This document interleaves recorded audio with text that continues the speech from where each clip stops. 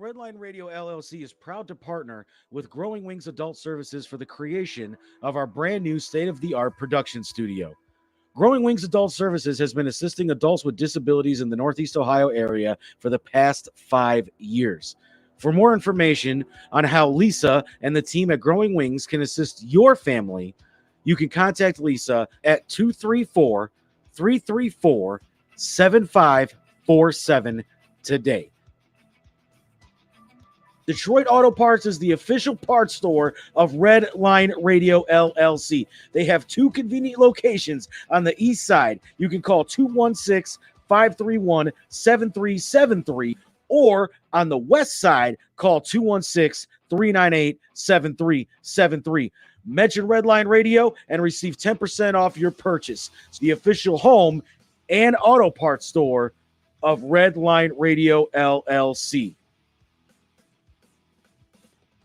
If you need any custom t-shirts, banners, stickers, anything like that made, then you reach out to Incredible Keepsakes. As Diane always says, cherished moments are made to last forever. You can reach Incredible Keepsakes at 440-242-9648 or check out their websites at incrediblekeepsakes.com. And don't forget to mention that Redline Radio sent you.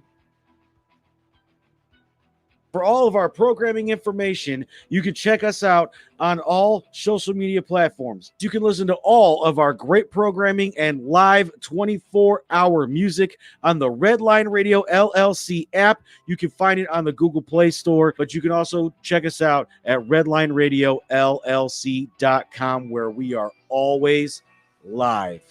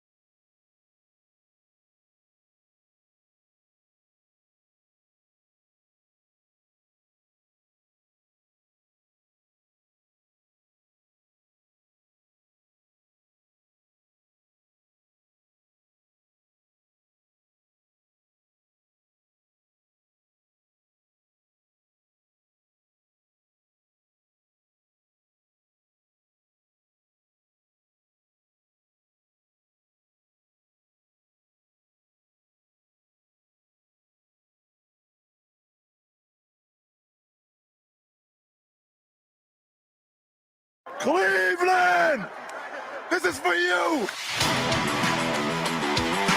Talking about balls.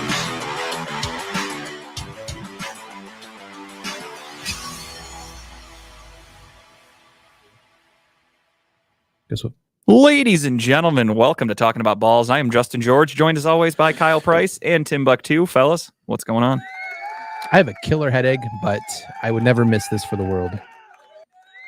Tim? I have a killer headache as well, and these hand claps won't stop.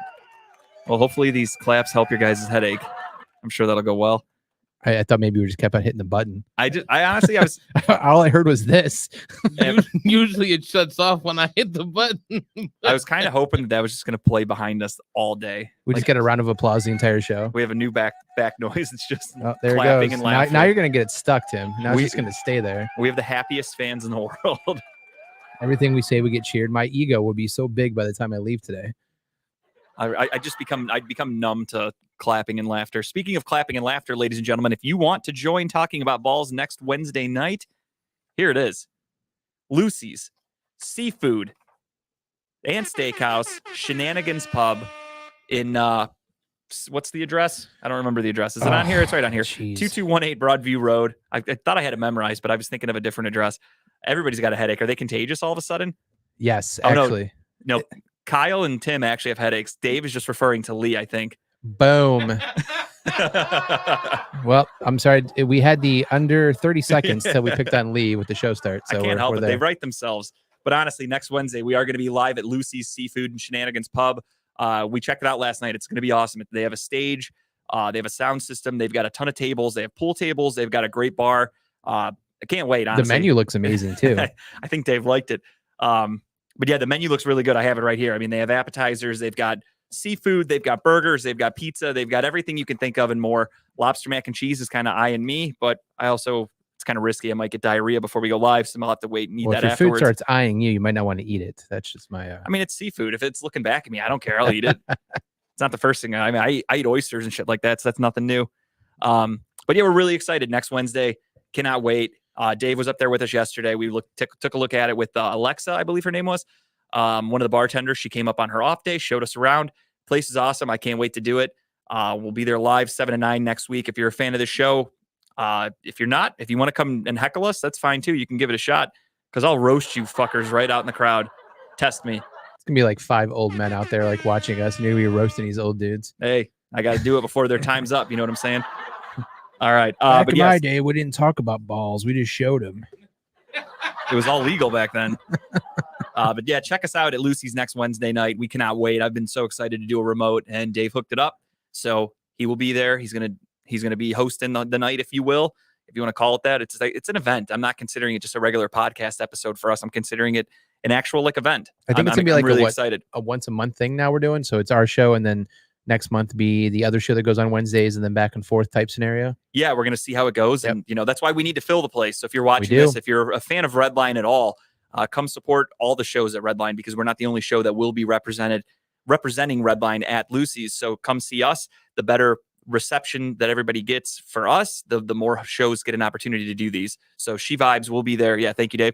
She Vibes will be there in October or November. I think it's just going to be once a month. So they'll get November. We'll go back in December, assuming everything goes okay. If we get December, I'm coming as Santa Claus. So Assuming we don't get banned. You never know. that is also true. But I think we'll be okay. I can't wait, though. I'm really excited. But speaking of She Vibes, they're going on tonight. I think they have their new time. Nope, haven't- they're live right now. Are they live right now? Okay. I don't know. They're supposed to be changing times. Dave keeps saying they're changing times. I don't know. Next month. Next month. Next Okay. month. Now we have it official. The updates, again, not to pick on Lee, but the updated list of shows, I mean, you could see all the pen. I have to scribble and rewrite my own shit. I'm trying to keep up here. Even the board's a little off. There's some shows up there that I probably shouldn't be naming anymore because I don't think they're a part of the station, but I don't really know for sure. It's just one. It's just one. Okay. I thought he deleted a couple people. No, I think the Steel City Running Lights is going off on Sundays too. Oh, they're no longer going to be on. No, they're done. I don't blame them. They should have hung it up a couple years ago. So that makes sense. Steel City Running Lights are featured on Sunday nights with less competition, I suppose. Medium Ratchet, I think, is still a thing, right? Yep. That one's still on. Okay. Just Therapy Monday nights. Can't miss that. I watched this week's episode. Timbuk Tuesday is always a treat. I was listening a little bit while I was driving yesterday to Lucy's. That's not safe. I was listening, and I didn't say I was watching and okay, driving. I said okay. listening. I know how to talk. And then Gary Wenner on Tuesdays also always playing the hits. Broad Street South, Crossing the Mic. Broad Street South right now, let's give them thoughts and prayers if you're one of those people. They have that hurricane hitting down there in Tampa. That's where they're located. So hopefully everything goes well with that. What do we got? We should go off if we lose to the Jets.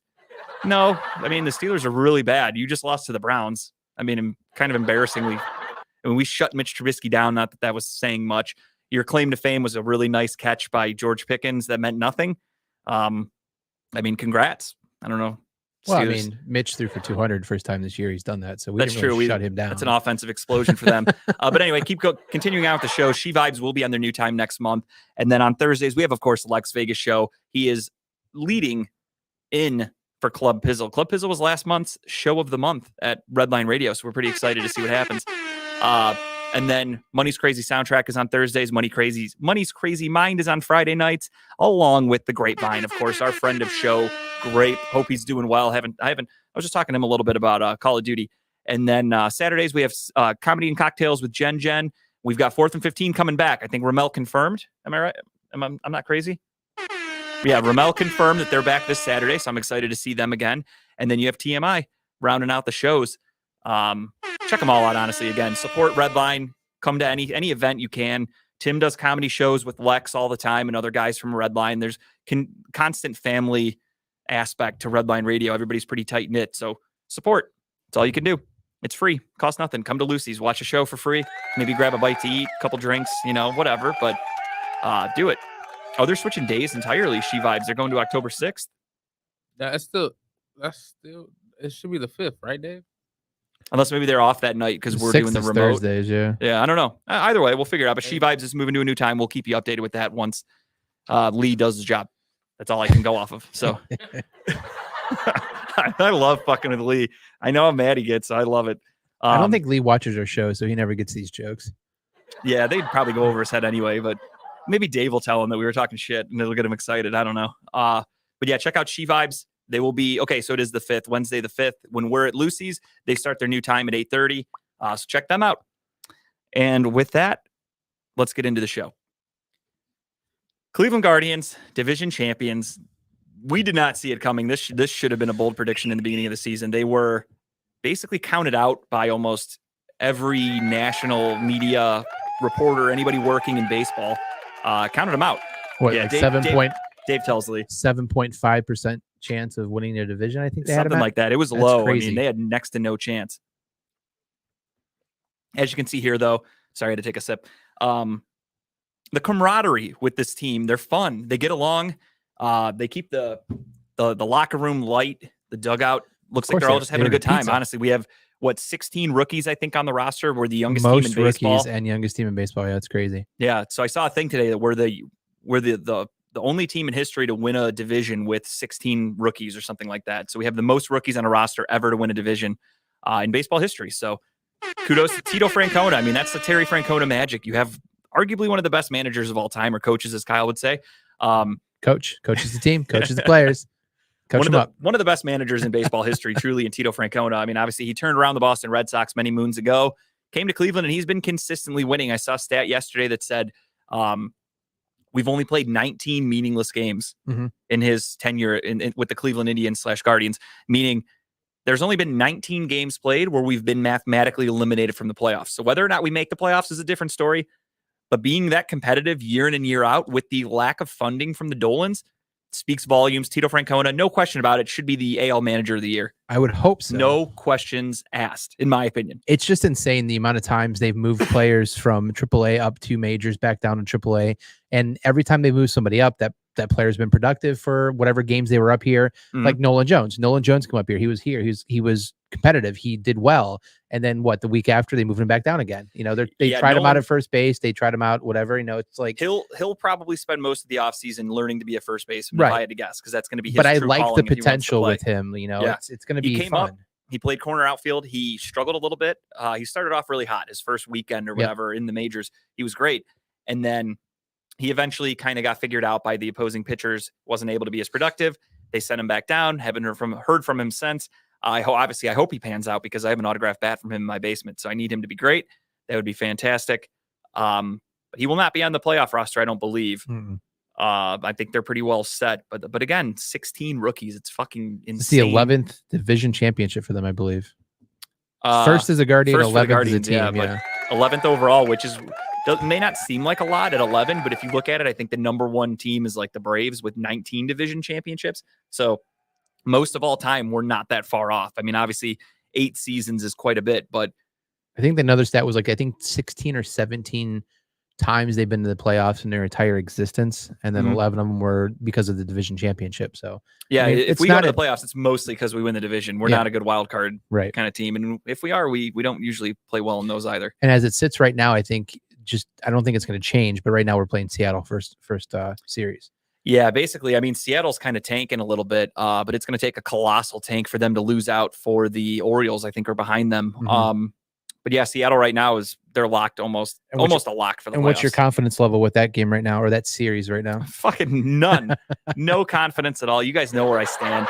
I'll double check the score here. Not even one game. You think they're going to win? I mean, I saw Seattle come to town last weekend or whatever, and we didn't win one game. I saw us play them a couple weeks ago, and we won only one game the whole weekend. Right now, Tampa Bay 1-1. Cleveland has tied it up. But again, that's what I was going to kind of go with. If you watch last night's game, albeit it was a close one, we still lost. Yeah. And we lost to a playoff Extra team. innings, right? Yeah. Yeah, extra innings, but we lost to the Tampa Bay Rays. Tampa Bay Rays are going to be a wild card team for sure, representing the AL East. We couldn't beat them last night. when we play good teams, I've been saying it all along, and I got a lot of people that are talking shit, calling me out for being a pessimist and being negative about this. But Well, they're just used to that with you every year. You're usually that way with some team. I back every. That's what I told my buddy earlier because he called me out for talking shit about the Guardians. He's like, you always talk to me about being negative, blah blah blah. He's like, you're a hypocrite. And I said, how am I a hypocrite? I'm everything I tell you, I back up with fact. When I told that guy that Baker Mayfield sucked, I backed it all up. When I told him Jacoby Brissett would be okay because of this, Jacoby Brissett has looked fine so far through 3 weeks. When I tell him the Guardians cannot beat playoff teams, I'm not talking out of my ass, although it seems like it sometimes. They truly struggle against these playoff teams, and the proof is in the pudding. Look at their schedule. Look at their record. Go back and look at games they've played against good opponents. They struggle. They've struggled against the Rays, against the Mariners, against the Yankees, against other division or playoff teams. I'm trying to think. Like the Orioles even had our number. While the Orioles Toronto, they've Toronto, done horrible against too.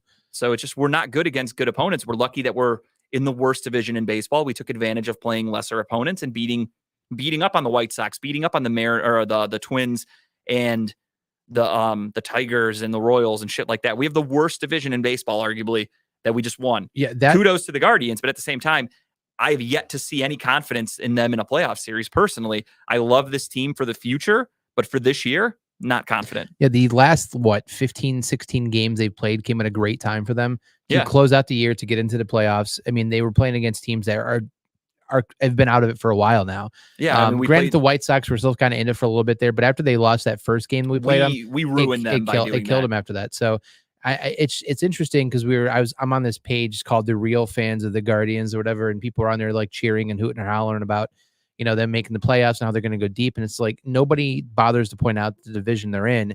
If they were in the East or the West or whatever, they would not be in the playoffs this year, and they would be maybe sniffing a wild card. But again, that's not a given. They're gifted what they are because of the division they're in. Unfortunately, I like the team. I think the team has potential. I'm hoping after this season, the Dolans then maybe put a little bit more money into it. Now that they brought on that minority owner, they have a little more money to move around. I don't think that's going to happen, though. Mike, I don't know what this tribe is that you refer to, but it's the Guardians. Please get it right. And I mean, you say they've beaten plenty of good teams, but consistently, I mean, winning one game in a 3-game series doesn't constitute as beating good teams. Show me a time where they were dominant against really good opponents. I mean, Seattle, a playoff team, just beat us. Lost last night to the Tampa Bay Rays, a playoff team. We struggle against good teams, man. It's just, again, it's factual. I'm not making it up. Look at when we played the Orioles a month ago or so. Didn't they sweep us? Or maybe we won one of that series? We won 1 out of 4. Yeah, 1 out of 4 against the Orioles, who are hot. I'm not making this up. This is all factual, man. Just look it up. I mean, you say we beat plenty of good teams. If you want to, tell me those good teams, I'm all ears. We got swept by the Mariners. Yep. Okay, that's a good team. We got swept by the Astros. Okay, another good team. We forgot about them. Oh yeah, the Astros. I mean, their Astros are pretty much like one of the favorites. Yeah, they're one of the best teams in baseball. Yeah, I mean, I'm just going back quickly and looking at the last couple months here. I mean, we lost to the Yankees, swept us. No, we won 1 out of 2, 1 out of 3. 1 out of 3 against a good Yankee team. Yeah, so I'm just looking back quickly. I'm not trying to stay up the whole time here, but yeah, I mean, it wasn't Rays when we played the Rays in July. We took 1 out of 4 out against them. So it's just unfortunate. I don't know. I'm glad they're in the playoffs. I'm glad that they're a Cleveland team that we can root for. I'll definitely watch the game. I'll be rooting for them, of course, because they're a Cleveland team. I just don't think this is the year that we need to be let down. I think we need to be successful with the fact that they made the playoffs. So let's be happy with that. My man Steve just dropped some knowledge. He loves stats. He's a big stat guy. I mean, you guys, I won't read the whole thing, but if you guys want to take a look at that, that's a really good stat. It's awesome. I mean, don't get me wrong. The talent on this team is awesome. I love the players. I love watching them play. And I'm amazed at some of the things we've done so we traded Lindor. What did we get out of it? Ahmed Rosario, Jimenez, like the talent we've acquired and we've turned into great players is great. But again, we've just proven we struggle against really good teams. So I'm not shitting on the Guardians. Congratulations to them for winning the division. It's an awesome thing. But I'm not going into the playoffs with high expectations. I'm not even going to pretend to think that they could beat the Astros or they could beat the Yankees in a series. I'm not pretending they could beat the Dodgers or the Mets or somebody like that in the World Series. Is it possible they beat Seattle? Of course. Sure. Sorry, I keep on saying Indians almost. The Guardians are good at plate batters. They're small ball players. They're gonna It's so fun to watch. I'm good They're at go- plates too. they're gonna Yeah, frustrate. What's that? Tim's good at clearing plates. I'm There good you at clearing plates. They frustrate opposing pitchers because they keep swinging at those 2 strike balls and knocking them foul. Their they- base running ability too is Yeah. it probably keeps managers up at night. Yeah. Having nightmares thinking about They're what they're not- going to do defensively. they're not a home run hitting team. They're one. I think they're top low. I think they're the lowest part of the MLB when it comes to home runs. But that's not how they win their games. So Nope.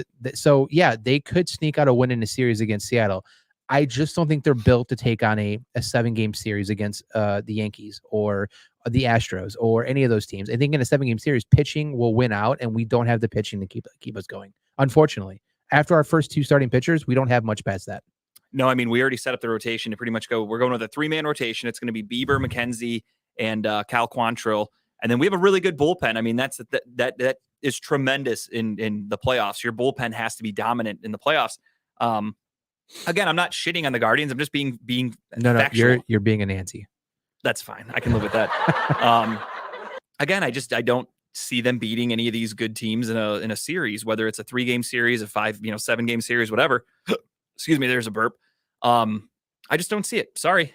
Calling it like it is. Is it fair to say that they, saving gas for the playoffs?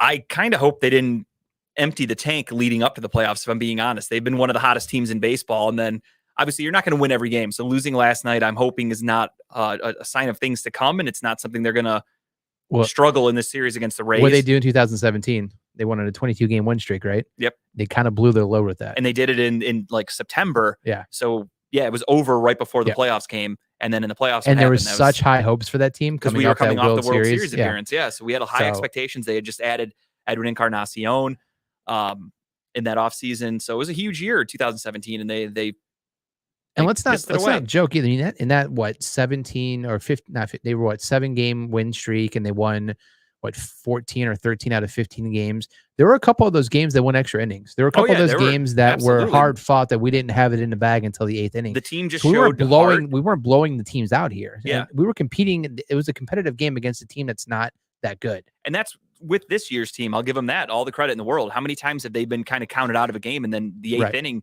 the basically the cardiac kids, they're coming out of making a comeback, and they're irritating teams, ruining bullpens. Like Minnesota's bullpen has to hate us. Like every time they bring in their bullpen, they have a lead. Yeah. We fucking take the lead. We beat them every time. It was crazy. The stuff that this Guardians team can do. Again, it's fun. They're young. They're exciting. I just don't see it as being good enough to win a championship. And at the end of the day, that's what matters when you go to the playoffs. It's winning a championship. Sure, it's cool. We won the division. They look really happy in that picture, but think about how upset you'd be if they get eliminated from the playoffs. And that's where my mind goes as fuck. The season was fun. It was exciting, blah, blah, blah. But I don't know if they have it in them to do anything in the playoffs. And like Steve's got another really good stat there about when they score 6+ runs this season, 97% win percentage, basically. Yeah. Only lost one game and we had Of 45 wins, 8 have been extra innings, 12 have been by 1 run, and 14 have been against Minnesota or Chicago. Yeah. I mean, again, great season. Kudos to them. They're a good team. Scoring 6 runs in the playoffs, though, is easier said than done. That's where pitching really shows up. So I hope they can do it. I hope this small ball shit works in the playoffs. I've just yet to really see it. Look, I'm excited. I mean, I'm happy I for can't them. wait to watch the games. I can't wait. I'm excited for what comes next year, the year after. You know, we have young talent. We have a lot of these players locked up for a little while longer. So Just need Tito to stay healthy. absolutely, no more falling off mopeds or having heart attacks or anything like that. He's got to So, take care of his health a little bit. just a little bit. Take that chew and the fucking bubble gum out of your mouth every once in a Just while. chew bubble gum. Maybe eat a carrot during the game. Is that too much to ask? I don't know. Could you imagine him over there with a little bag of carrots? I would nibbling fucking away? love it. It's so much healthier than shoving chewing tobacco and The bubble pitching gum in your coach has mouth. a big old stick of carrots, like giving it to like a horse. Like here, He needs it. Eat this. But honestly, kudos to the Guards for winning the division. It's exciting playoff baseball in Cleveland. We have. I consider the Cavaliers a playoff team from last year at the play-in game. They obviously added Donovan Mitchell. The Guardians just won the division. The Browns are 2-1 right It's a good now time with to be a Jacoby. We have Cleveland fan. Deshaun Watson coming back. It is a really great time to be a Cleveland sports fan. So again, not knocking the Guardians. I went into the season. I was very open when I said I assumed they would kind of battle for middle to bottom of the division. I didn't think they stood a chance. Just don't be I'm sad. happy. I'm happy to be wrong about that kind of shit when a team does well. Just don't be sad when it all comes crashing down after like 3 games. Yeah, honestly, it could be a very quick weekend for the Guardians, and that's what I'm really afraid of. But we'll see. We shall see.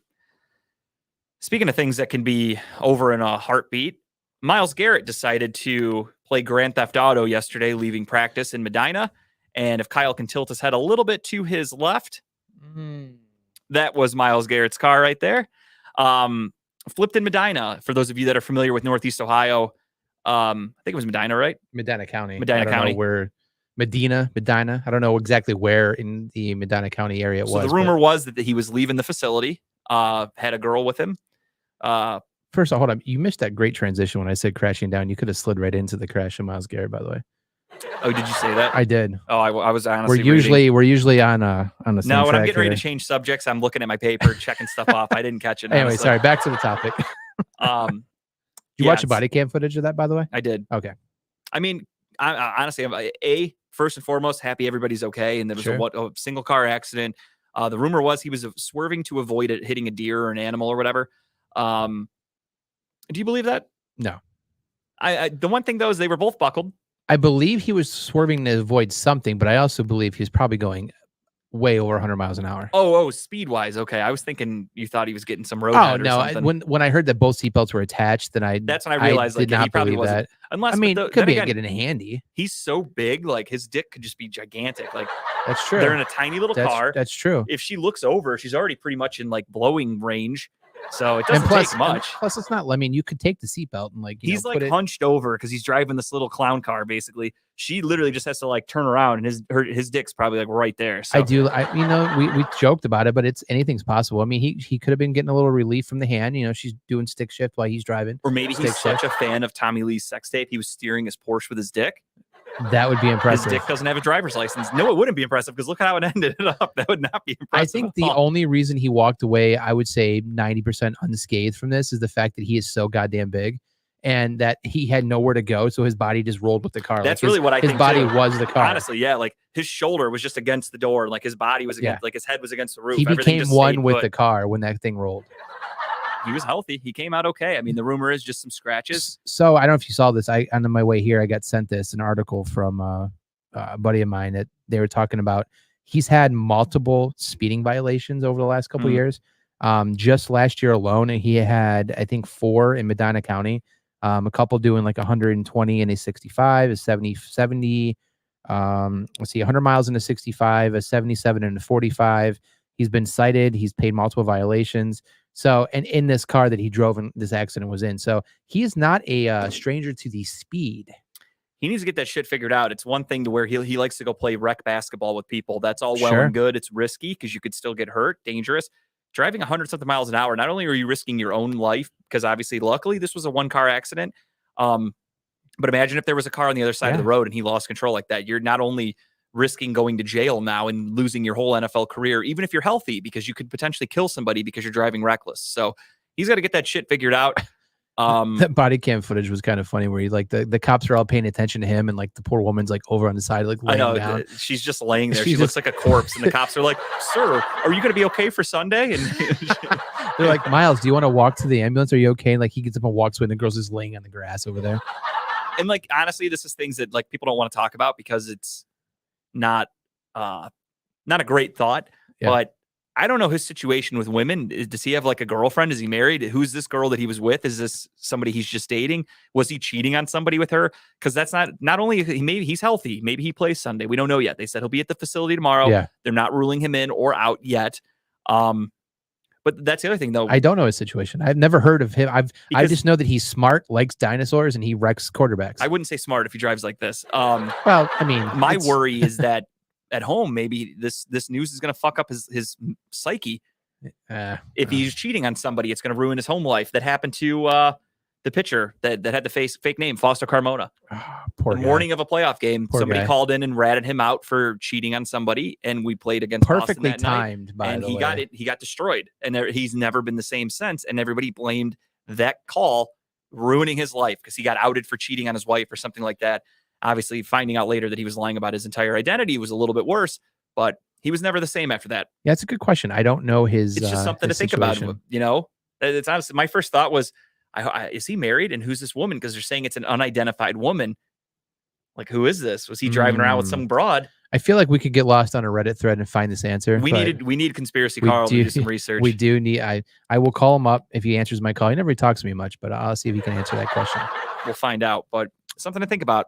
I hope not the case. But like I said, he is apparently healthy-ish. I'll be honest. No matter healthy or not healthy, if he walks in tomorrow and they're like, "Hey, yeah, you look good. Everything's great. Yeah, you have a strain. You have some bruises, some cuts." I would still say sit this one out. Because it's Atlanta. I'm not saying it should be an easy win, but I'd rather have him sit this week out and be more prepared to come back the next 5 games after this. I don't know. It truly, for me, I mean, well, let's not. No offense to Miles. I put football first. I don't know Miles. I don't know Miles at all. I'll probably never meet the guy. So fuck that dude. You know, your career is only going to be like 10, 12 years, give or take. So get out there and play if your legs are fine. Yeah. The other thing too is like with the Cleveland medical staff has never been like it has some low praise over the last couple of years with depends on certain where you go. things. So depends on where you go. They're probably going to walk on eggshells a little bit with situations, especially a high profile player like Myles Garrett. So I don't know. We'll see. I would love him to play, but if he's not up to playing, like if his body he's not feeling well enough to play, then don't play. But if it's like, I wouldn't say just sit because you were in a car accident. It's one of those, like, if you're okay, then you're good. Play. Yeah. What a story that would be. You roll a Porsche 5 times and you come back and you roll the quarterback 5 times. Spoiler alert. He walked so much better than Tua walked after getting hit on his head. And Tua got to play in the second half of said game.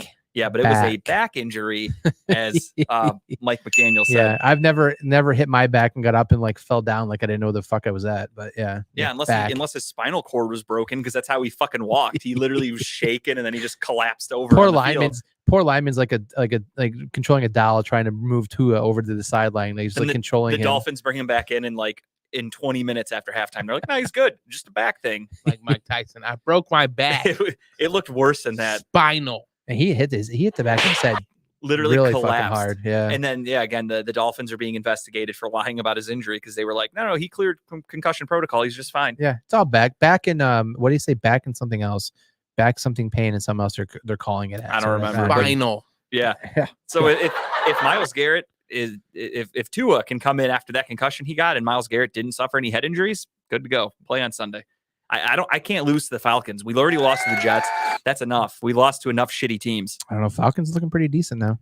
They're 1-2. Who'd they just beat? The fucking Seahawks in a barn burner. Yeah, they look really good. One of us picked that team. They beat the worst team in football, arguably. So kudos to them.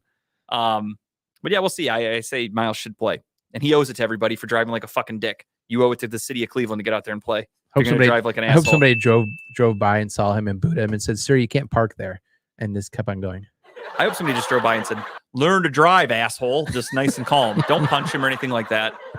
Just literally take him to a fucking driving school and teach him the ways of the road so this doesn't happen again because he's a fucking idiot. Oh, they must know something. Damn it, the line dropped to 1.5 over the Falcons. That's embarrassing. The Falcons suck ass. Yeah, I saw that drop too. It's crazy. Well, I mean, we'll see. Maybe this is just they're going to get people in and then there's no official word. Maybe Friday they'll announce he's going to play or at least attempt to. But Clowney's out too right now too, so we're missing that's both why our I don't ends. want Garrett out. If you saw how bad it was, we'll get into that right now. I guess we'll recap the Browns and Steelers transition. We couldn't get any pressure on Mitch Trubisky. That's one of the worst offensive lines in football.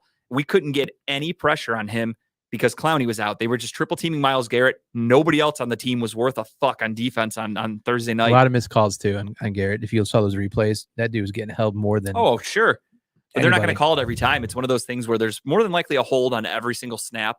The refs just have to pick and choose, and they chose not to call any of them for the most part. I know we won, but I still get the heebie-jeebies watching our defense, even against that team. No, it wasn't good. I was actually just getting ready to shit on the secondary. They were picking on, you have Mitchell Trubisky, who most would kind of call a bust. Sure. A number 2 overall pick. He's on his 3rd team. He's not a horrible quarterback, but he's not great. A horrible quarterback, but he is essentially kind of like Baker Mayfield, where he's going to bounce around the NFL and he's going to hopefully stick on somewhere to be a bridge quarterback. He will never be your franchise quarterback, unfortunately. And with a number 1 and number 2 overall pick, that's what you expect. So Mitch Trubisky, by definition, is a bust. So Mitch Trubisky comes into Cleveland for the Steelers and has no issues picking on Denzel Ward, one of the best corners in football. That's starting to be questioned. Denzel Ward's coverage is not looking good. Honestly, it's kind of scary. I love Denzel Ward. I want him to be great. his coverage has looked shitty lately. He hasn't looked good. Yeah, Nobody in the secondary has. It's like he can't close down on a receiver anymore. Like he just I don't know if he's afraid to play the press, or it's the press isn't being called, but he doesn't have that closeout speed he had last year, the year before. Whenever that ball's in the air, he can't get to that receiver. And he's not breaking passes up anymore. It's like what I'm seeing is his instincts have kind of lost a step, if that makes sense, to where he's trying to jump a route and predict where the receiver's going, and he's guessing wrong more times than not now, where he used to be really good at guessing a route and following a receiver. So a lot of times you do see him playing catch up, and that's the problem. Is you see him, somebody smokes past him, and he's smacking his hands. He looks all pissed off, like it's somebody else's fault, but it's just him and his bad coverage. Our safeties have been really shitty so far. John Johnson III. Newsome looked okay last week. Grant Delpit, Newsome looked okay. Martin Emerson's looked okay so far. He looked better last week than the week before. I think the week before he got his ass reamed out. But who was that? Emerson. Yes and no. I mean, he had that near interception in the end zone. He actually had a pretty good rating that week. What, the second week? Yeah, against the Jets. Was it the first week he had a bad week? Maybe it was the first week.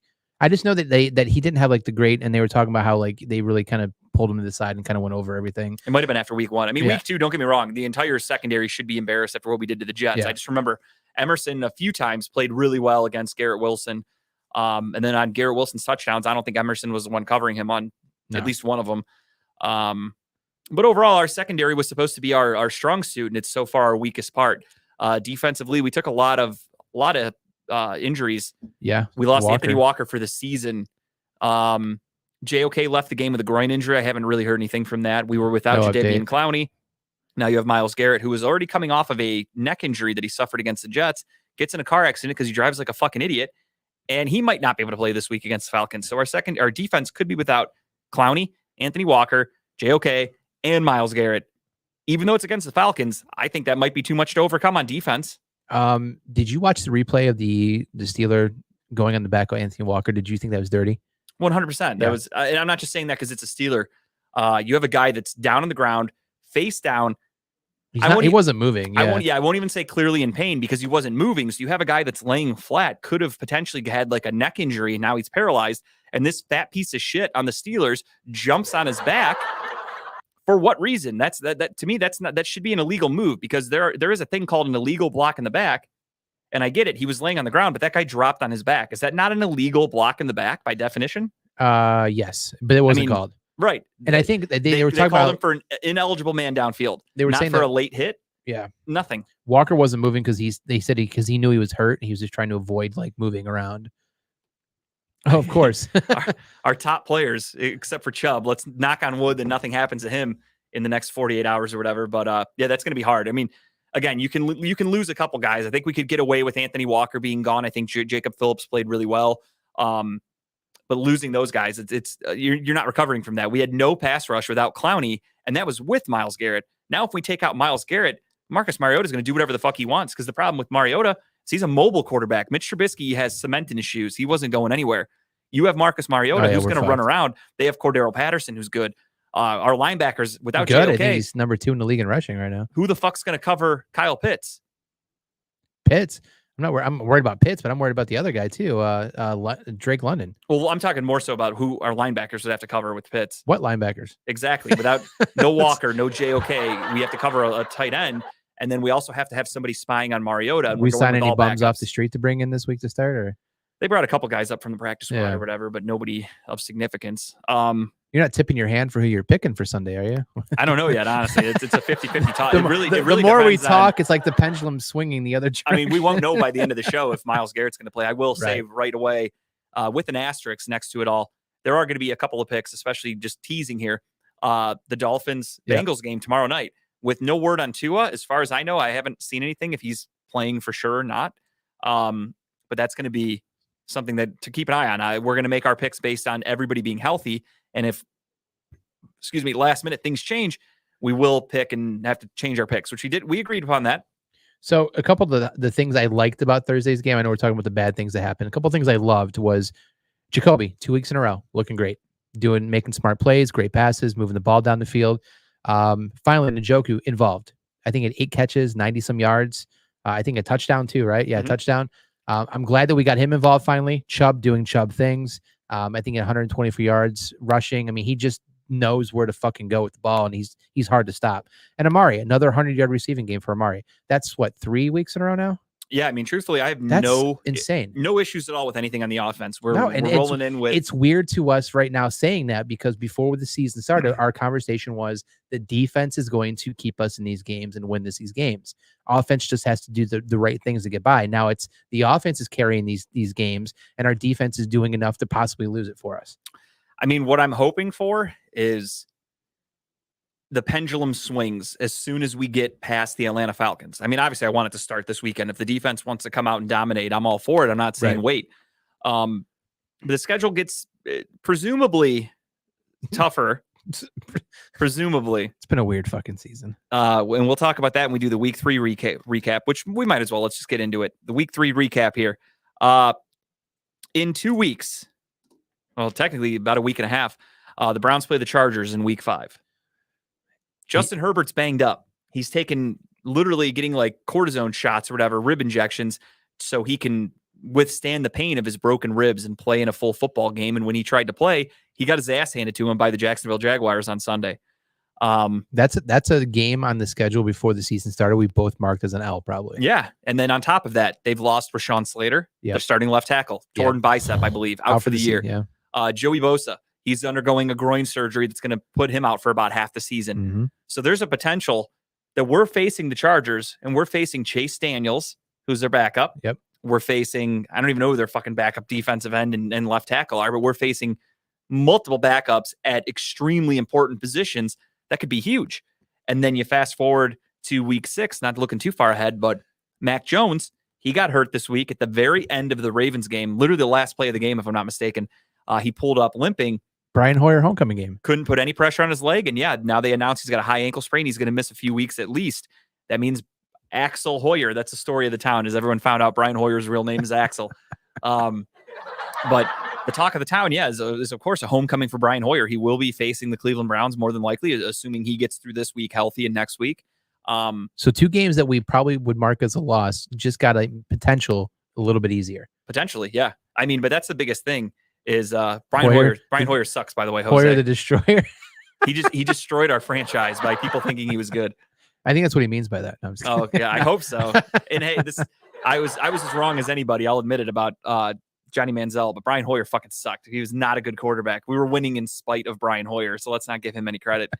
But yeah, it's going to be interesting to keep an eye out on these injuries. I mean, like you said, these are games we more than likely mark down as losses. Who's after week 6? 7 is what? Is it the Bucks or the Bills? Those games are later, if I'm not mistaken. Okay, because I know the next 5 games are pretty hard. I think after the Bengals game, or I'm sorry, I think it's the Bengals after the Patriots, isn't it? Another team that the Monday night game. Yeah, another team that they've looked like shit. I don't even know what to think of them right now. They've won one game. They're 1-2. They just beat the Jets pretty easily, which is something we couldn't do. Someone compared the Bengals to what team was it?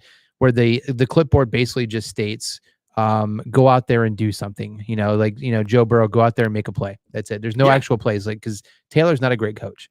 And we knew that 2 years ago, I said that a while ago. I figured it last year, if they didn't have a successful season, they were going to fire Zach Taylor. Instead, they fluke their way to a Super Bowl, which, let's be honest, looking at them right now, it's only week 4. It's early. Things could be turned around. But statistically, the odds of a team starting off 1-2, making the playoffs and making a run for that matter, is dramatically low. Yeah. So they would need to go on a pretty good run to get to the playoffs and to make anything of their season. I get it. It's only week 4. So take it with a grain of salt. That's three games in a row right there that we thought would be a gauntlet run that potentially absolutely got a little bit easier for this team for whatever if reason, we get our shit together. For whatever reason, we play Joe Burrow extremely well. I don't know what it is about our defense, but we have Joe Burrow kind of figured out. I say that early. Watch him go out and throw for 500 yards against us. But I hope Denzel Ward that plays against Burrow shows up, because he shuts him down. He shuts down Jamar Chase. And I mean, I think Joe Burrow against the Cleveland Browns is 0-4. Yes. Or no, he didn't play in the last 0-3, but he has a lot of interceptions against us. Yeah, a lot of interceptions. He doesn't score that much. The games weren't even really that close. So it's going to be interesting to see what happens with them. But again, we're not looking too far ahead, because it could all be reversed. Maybe the Browns this weekend get even more injuries. Their defense continues to struggle, and playing the Bengals, like I said, Joe Burrow goes off for 500 and 2 touchdowns to Jamar Chase. You never know. But we beat the Steelers. We both picked the Browns to win. We did. That was a game that we thought we could win. A little closer than I would have hoped. I mean, albeit the score looks different if you didn't actually watch the game because we picked that fumble in the end zone. They shut down the run early against us. I mean, they were. I give Stefanski credit. Stefanski tends to abandon the run pretty quick. Sometimes he did last year at least. This year he stuck with it. He stuck with the run. He kept pounding and pounding and pounding, and eventually those plays opened up. Those big plays opened up. Chubb got his yards. Hunt got some yards.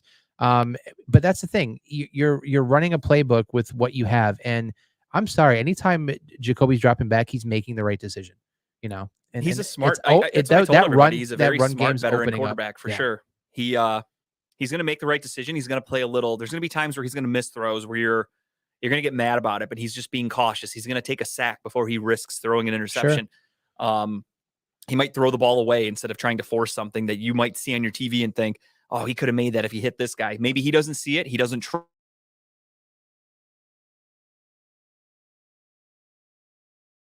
that his arm. Look at that window. He was right there.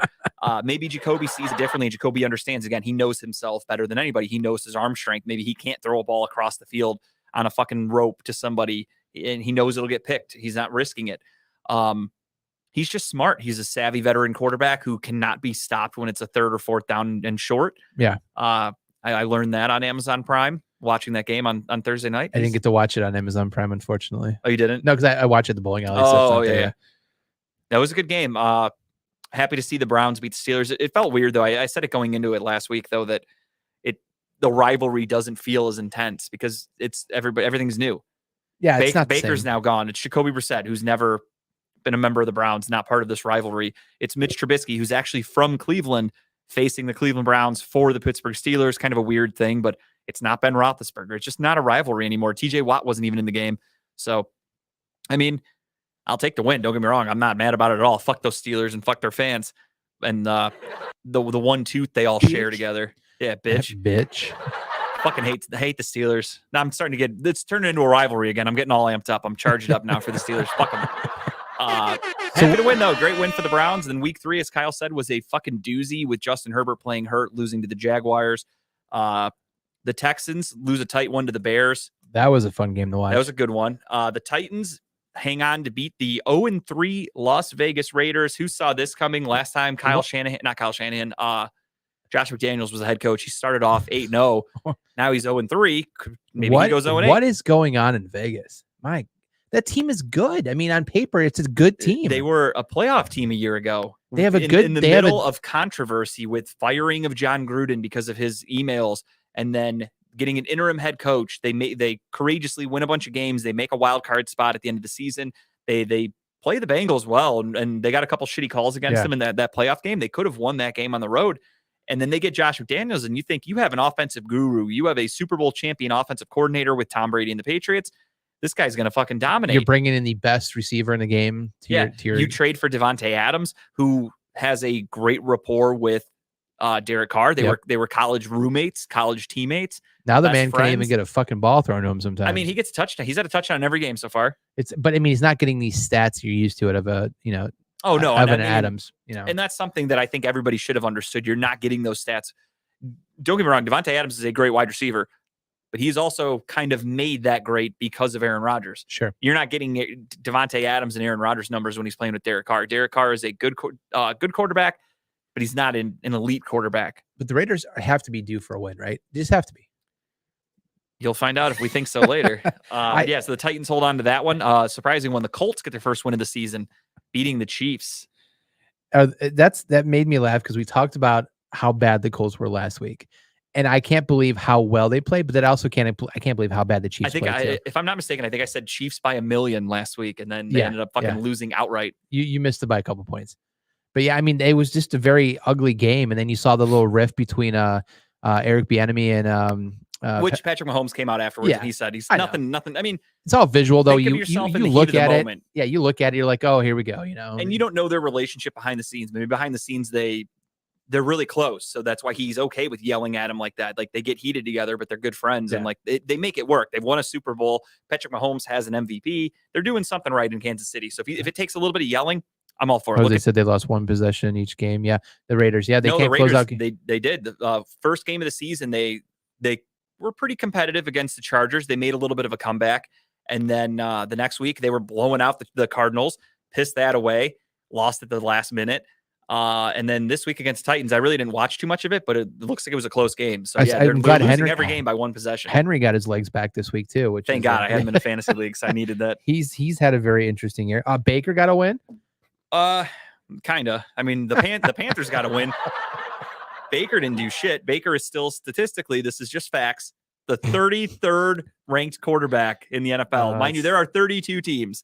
So that's, of course, because Cooper Rush has taken over for Dak Prescott. I imagine Dak Prescott's the one that booted him out. It's either him or Trey Lance. I think Trey Lance was ranked higher than him too until he got booted out by injury. Then maybe Baker should be 34. 34. That's what I'm thinking too. I mean, I've seen him at 33, but I'm thinking about that too because Trey Lance hasn't had a bad season, but he's made more. Then again, Trey Lance didn't have any statistics though. The first game of the season was that shitty swamp fest against the Bears. There wasn't a lot of and then passing the second offense. game, and then the second game he got hurt. So maybe Lance is 34 and Baker's 33. That would make more sense. Either way, yeah. 32 starting quarterbacks. He's not even in the. He's not even in the top 32 out of 32 teams. That's saying something. And he's the only guy that's played every game. You hear that pin drop? That's all the Baker Bros going. I feel so bad for Baker Bros. Those poor fellas. Yeah, they got to win, but it was because of defense and because the Saints are just not a good team. I got to stop picking the Saints. I kind of thought that they were actually going to be okay. Do you Bills Miami game was a fucking great game. The butt punt. Did you see that? Did you see I forgot Sanchez to get a picture of this. You see Sanchez came out and said "Thank God" or something. It's kind of funny because there were two instances of some of the most embarrassing moments in football that were reenacted on Sunday, kind of, or trumped, if you will. You have the butt punt. Yep. So that kind of the butt fumble with that kind Sanchez, of negates the butt fumble with Sanchez, and it makes you now think when you think of a football in a butt, you're now going to think of that punt maybe or Sanchez, depending on. For me, it'll always be Sanchez. The butt fumble. I send that to my buddies all the time. It's fucking. That was hilarious. a crucial game. He did that in. It was. I think it was a playoff game. It was a playoff game. Yeah. And then you also have the stepping out of the back of the end zone. Oh yeah, what's his face? The Cowboys quarterback, right? No, he was with the Lions, I think, when he did it. I forgot his name. Not Dan Orlovsky. Was it Dan Orlovsky? It was Orlovsky. Yeah, Dan Orlovsky stepped out of the back of the end zone. He didn't just step out. He ran. He ran away from Jared Allen. He out of bounds, kept going, thinking he was in bounds, and then threw the ball. Jimmy Garoppolo just dropped back and stepped out of bounds. And didn't he throw a pick six in that same play? Who, Jimmy G? Yeah, he stepped out of bounds and then threw an interception. The same play was. They ruled the play dead when he stepped out of bounds. But wasn't it an interception that he threw even though it was dead? Like, didn't he throw the ball and he got picked off? I really don't remember, to be honest. I think it was. I think as someone brought up the fact that when he stepped out, he threw it and it was picked off. And it's the first time in history somebody's caused himself a safety and then threw an interception. Lowest passer rating on passes 1 to 5 yards. Baker 59.0. Russell Wilson, the next closest, at 72.2. And then Davis Mills 76. So Baker's in a league of his own in how shitty he is. He sucks. Oh, Jose confirmed. He did. Yeah, he did step out, cause a safety through interception. First time in history. Safety and an interception all in the same play. Yeah. I mean, I don't remember. I just remember he stepped. I know it's dead play, but still, it's just the safety thing. So it's just funny I didn't though. Pay attention to the aftermath. But yeah, so two historic shitty moments for some became hilarious moments for everybody else watching at home this week. But of course, the Dolphins did hold on and beat the Bills.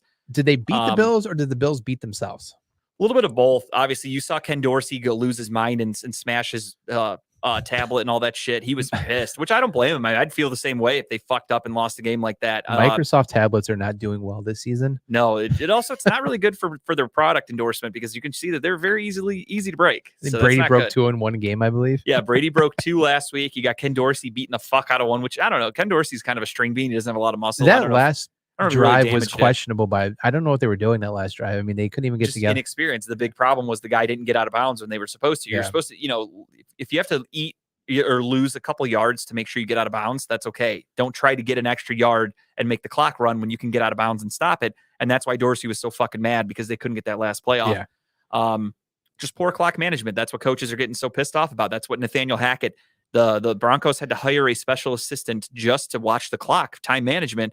So it shows you how important it is. So Ken Dorsey was obviously visibly pissed because he probably had a game plan to get them in position to win that game, and they fucked it up. They couldn't even get the last playoff. He was pissed. I don't blame him, and that's an embarrassing loss. It was a good game, though. Very good. It was. I mean, the other thing, too, is listening to some shows this week, recapping the week that was, you could tell the people that don't really follow football because they're all laughing and saying, oh, everyone thought the Bills were going to run the table, blah, blah, blah. They suck. The Bills were without both of their safeties, one of which being Micah Hyde, Pro Bowl, one of the all-pro, one of the best safeties in football. And that was a huge loss when you're facing against a team like the Dolphins, who have Tyreek Hill, who have Jalen Waddle, who will throw the fuck out of the ball. That's a huge loss, and they still only lost by 2. So in a rematch, give me the Bills personally. But the Dolphins are 3-0, and the Eagles are the only other 3-0 team. They won also this weekend. They took care of the Commanders pretty simple. How about Lamar? Lamar Jackson having one hell of a season so far. Yeah. Betting on himself. We've talked about this a lot. So I think someone came out, I think it was Ed Reed. Did you see the quote from Ed Reed? No. He came out. Oh, yeah, I did. He said something like the Ravens are a business. Do what you got to do. Take care of yourself first. Don't think you have any friends. They're showing their true colors right now. I mean, do you agree? He said straight up, like, if you get hurt, they're going to pay you less. Do you think that him as a quarterback, yes, do what you have to do to win the games, but he's running all over the place like he normally does. Would you take it, maybe not do that as much and just try to protect yourself, or fuck it, balls to the wall no matter what? No, I think that's all he knows. If he tries to not run and be a passing quarterback, he's a shitty passer. Watch the game. I watched most of that game against the Patriots. I was on locally here. He had a great game, but the Patriots beat themselves. Mac Jones, 3 interceptions. They had a huge costly fumble from Devontae Parker, I think it was, if I'm not mistaken. The Patriots turned the ball over, and Mac Jones, I think, had 2 red zone interceptions, horrible passes where it looked like his eyes were fucking closed. Just embarrassing for the Patriots. They should have won that game. I'm pissed that they didn't, because obviously I want the Ravens to lose as much as possible. But the Patriots looked like complete shit. Lamar Jackson, of course, he got his 5 touchdowns. He ran for 2, I think, threw for 3, whatever. He's on pace for another MVP season again. That'd be a hell of a story to go out and get the MVP again going into a pay me season. Yes and no for him. I think that's another reason why the Ravens are afraid to pay him, because he is who he is. He is going to look great in the regular season. Playoff time, no chance. He hasn't had playoff success. He has been a very bad quarterback in the playoffs. That's why they don't want to pay him a ton of money, because he's shown that he cannot win them the Super Bowl or get them even close. A great regular season is all fun and games. It's cool. You got an MVP, whatever. Who gives a fuck about that? At the end of the day, the Ravens are going to pay him because they want to win championships. They don't want to win MVPs for Lamar Jackson. They are the Baltimore Ravens, not the Baltimore Jacksons. So I like the Baltimore Jacksons better. it would be kind of cooler. I do like that better than a fucking stupid bird. But I mean, kudos to him. I hope he keeps doing this. I hope they break the bank, back the Brinks truck up for him, pay him a shitload of money, and it ruins their franchise. So the longer he waits, the more money he's going to demand, and the more money they're going to have to spend on him. So I'm all for it. As long as he keeps throwing to Mark Andrews, I'm perfectly happy with it. Who else is he? He doesn't throw to anybody else. He just fucking chucks it up. That's what I was saying watching the game. The amount of times you see a wide receiver or a tight end or whoever have to make these crazy circus catches because Lamar's just not a good passer. Right. It's embarrassing. It's like, this dude's going to win the MVP, but if it's like, hey, or this guy's wide open, he's going to throw it to him. The dude has to like do jump one-handed catch or slide and catch it because Lamar Jackson just doesn't have accuracy. ESPN moments, you get those. That's all they care about. So yeah, the Ravens won. Fuck them. The Bengals won. Fuck them too. The Steelers, of course, lost. Great news for the Browns. Eagles handle the Commanders. Panthers defense beats the shit out of the Saints. Their offense still sucks ass. Jaguars beat the hell out of the Chargers. The Rams beat up on the Cardinals pretty easily, 20-12. Falcons won in the prison game of the week against the Seahawks, 27-23. Packers and Buccaneers, 14-12. Another shitty defensive game. Conspiracy game. The Jumbotron game. Yeah, and Aaron Rodgers says he saw something on the Jumbotron. I want to know what he saw. And then they tried to pry, and after the game, he said, "Oh, that's not what I meant. You guys took it the wrong way." He's backtracking on everything. Pat McAfee asked him too on his show because he's always on there like Tuesdays or whatever. Yeah. And he's like, "Oh no, I just I know tendencies, and I went up there and I just had a conversation with my coach and whatever." So yeah, he's backtracking. But I'm curious if there was something up there that they saw, like maybe someone did have like a Microsoft tablet up or whatever, and Jumbotron zoomed in on it. It could have been as easy as like he knows a familiar formation that they run, and he saw that before a timeout. So he just told his coach, like, hey, they're set up like they do this one, whatever. Yeah. Like, it's something as simple as that. It's not like he saw the Jumbotron and was like, oh my God, I saw Tom Brady make a 4 or, something like either way, whoever runs that Jumbotron camera is probably Jumbotron camera. There we go. I knew he'd get it. I knew he could get it. 4th time's the charm. Whoever runs that camera is probably terminated now because of what Aaron Rodgers came out and said. Or they got a Microsoft tablet thrown at their head by Tom Brady, one or the other. But yeah, 14-12 Packers, kind of a weird score. And then speaking of weird scores, 11-10. That sounds like a fucking baseball game. score. The Broncos held on to beat the 49ers with Jimmy G's safety. Russell Truthfully, Wilson's fucking killing me this year. me too. I have him in one league. That offense is trash, but the Broncos defense is fantastic. I'll give them that. And then Monday Night Football, the Cowboys beat the Giants 23-16. That is your week 3 Did you watch the whole game? recap. Most of it, because I have CeeDee Lamb in one league, and I have actually on the same team. I'm sorry, I have CeeDee Lamb and Saquon Barkley, and I was down by like 25 going into that game. Came through for you. Came through, and I won the game, so I'm very happy about There that. you My go. first win of the season in that league. 2-1 in one league, 1-2 in the other. I went 2-0 this weekend, so things are looking up for fantasy football for old JG. Let's keep that going. 3-0 in 2 of them, and 2-1 and 1-2 in the other one. So we talk a little bit about shocking records and things like that. The shocker. What's shocking you with fantasy football? Since we're talking about fantasy football, A lot of shit. Like I can really say for me, because obviously I only pay attention to who's on my team, if Sure. I'm being honest. Yeah. So I have some notes, and it's kind of funny because I was writing these names down of guys that are underachieving, and as I wrote like 3 of them, I went, "Holy fuck! I drafted every one of these guys. Like it's my fault." In my head, I didn't realize that I was doing that. I'm just like, this guy's having a shitty season. This guy's having a shitty season. I'm like, I fucking have all of them. So So what does clicked. that say about your drafting ability? It says that I draft really good players who just all of a sudden suck out of nowhere, because these guys that I drafted have had really good production a year ago, for that matter. But obviously we touched about the Raiders. I think you want to talk about them too. Yeah, dude. I just Not can't. just their 0-3 record. Kyle had a couple of little No, I nuggets mean, on yeah. players So he wanted like to bitch about. Derek Carr's not doing what Derek Carr should be doing. Which is funny because in most preseason fantasy things, everything I saw for the most part has Derek Carr as a sleeper. Yeah. And they said, this is a guy who's going to finish the year as a top 10 quarterback, Right. like potential MVP candidate season. Now that he's got Devontae Adams, Right.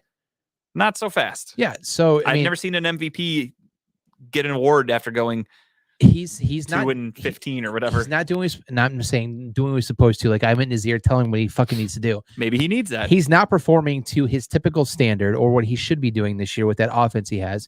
On the tight end side of it for that team, Waller's not doing shit this year either. But then again, every other fucking tight end outside of Kelsey, Andrew, and potentially who's the third? Kyle Pitts.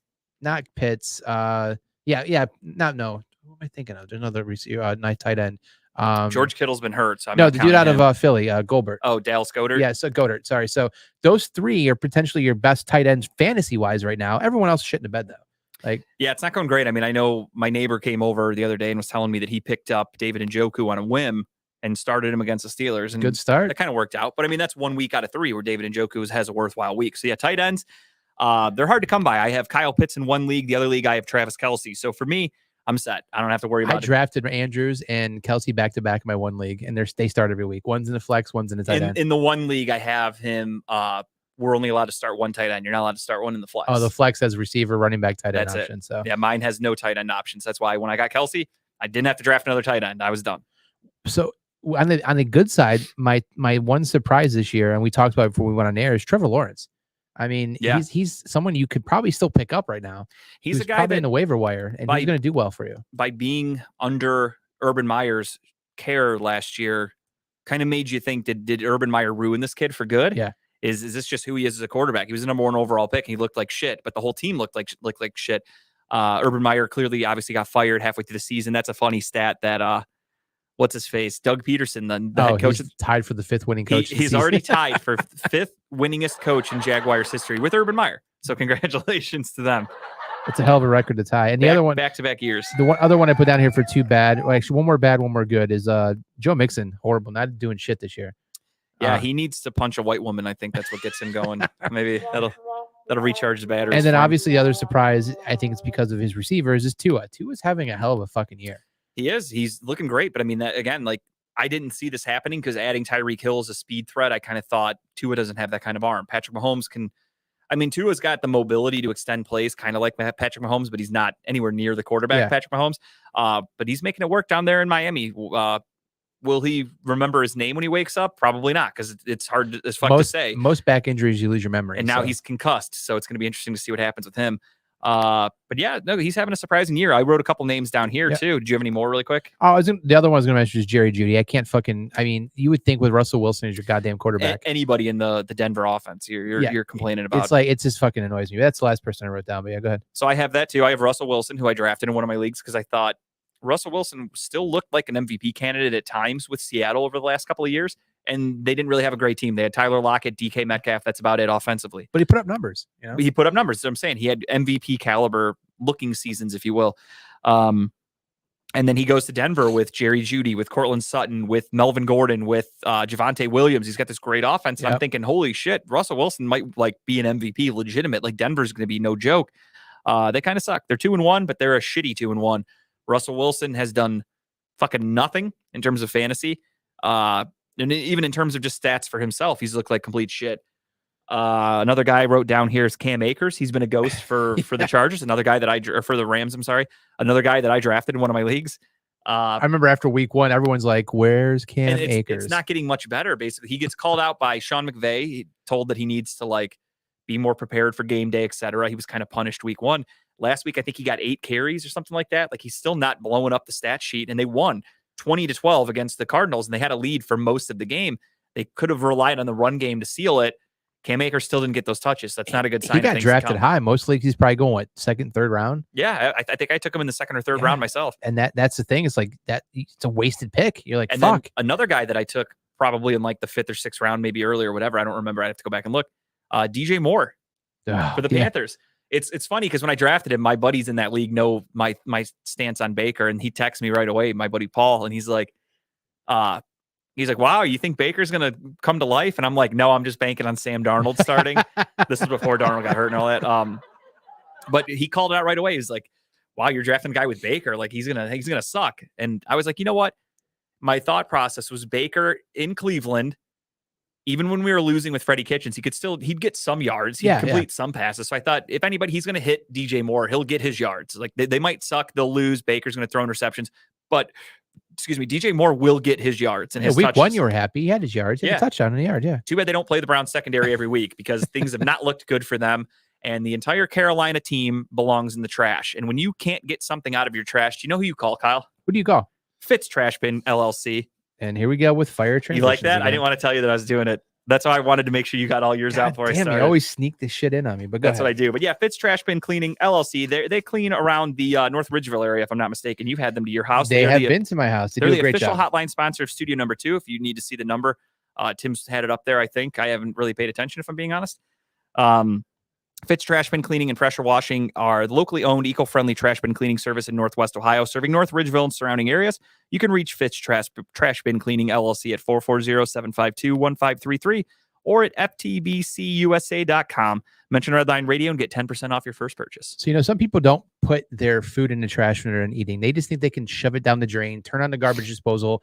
And guess what happens when you continue to do that? No good. I don't know. It's not great. The drains get clogged. What are you supposed to do if that happens? When that happens, you call Smith's Drain Service LLC. They'll come out. They'll take care of it for you. They'll probably make fun of you for being an idiot and tell you that you could throw your shit in a trash can. But you shouldn't do that over time because it's going to back up. It's going to cause issues. They're going to have to fix bigger, your main sewer lines. They have to snake everything out. It's going to cost you some money, but they're going to take care of everything for you. Smith's Drain Service is your local drain cleaning experts. They specialize in main sewer lines, bathtubs, laundry lines, septic lines, kitchen sink lines, floor drains, downspouts, and so much more. Again, they're family owned and operated as well. You can call Smith's Drain Service LLC at 440-242-8704. If you're a shitty quarterback for the Cleveland Browns and they want you out of town and you get traded and you have to move, you have to call a realtor. And you know who I would recommend? Who's that? I'd call All Access Realty. You're going to want to talk to Frank. Frank's a veteran who served our country and he's now serving the community. Frank is committed to helping our veterans. If you know of any housing opportunities for vets, please contact Frank today.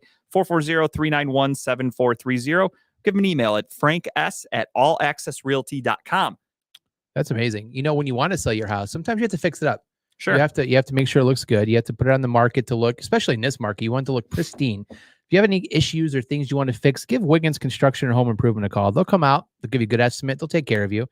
They've done the studio here. They've done a lot of work around for Redline. They do bathrooms, kitchens, windows, door siding, so much more. They do residential and commercial for you business owners out there. Give Will a call today at 440-731-7654 and tell him Team Redline sent you. When I say tool, what comes to mind? Tim the Toolman Taylor. See, for me, I think of Baker Mayfield and his attitude. But you know what else? You know what else I think of? What's that? I think of Dynatech because they're testified by many satisfied customers. Their diamond saw blades are the fastest cutting and longest lasting.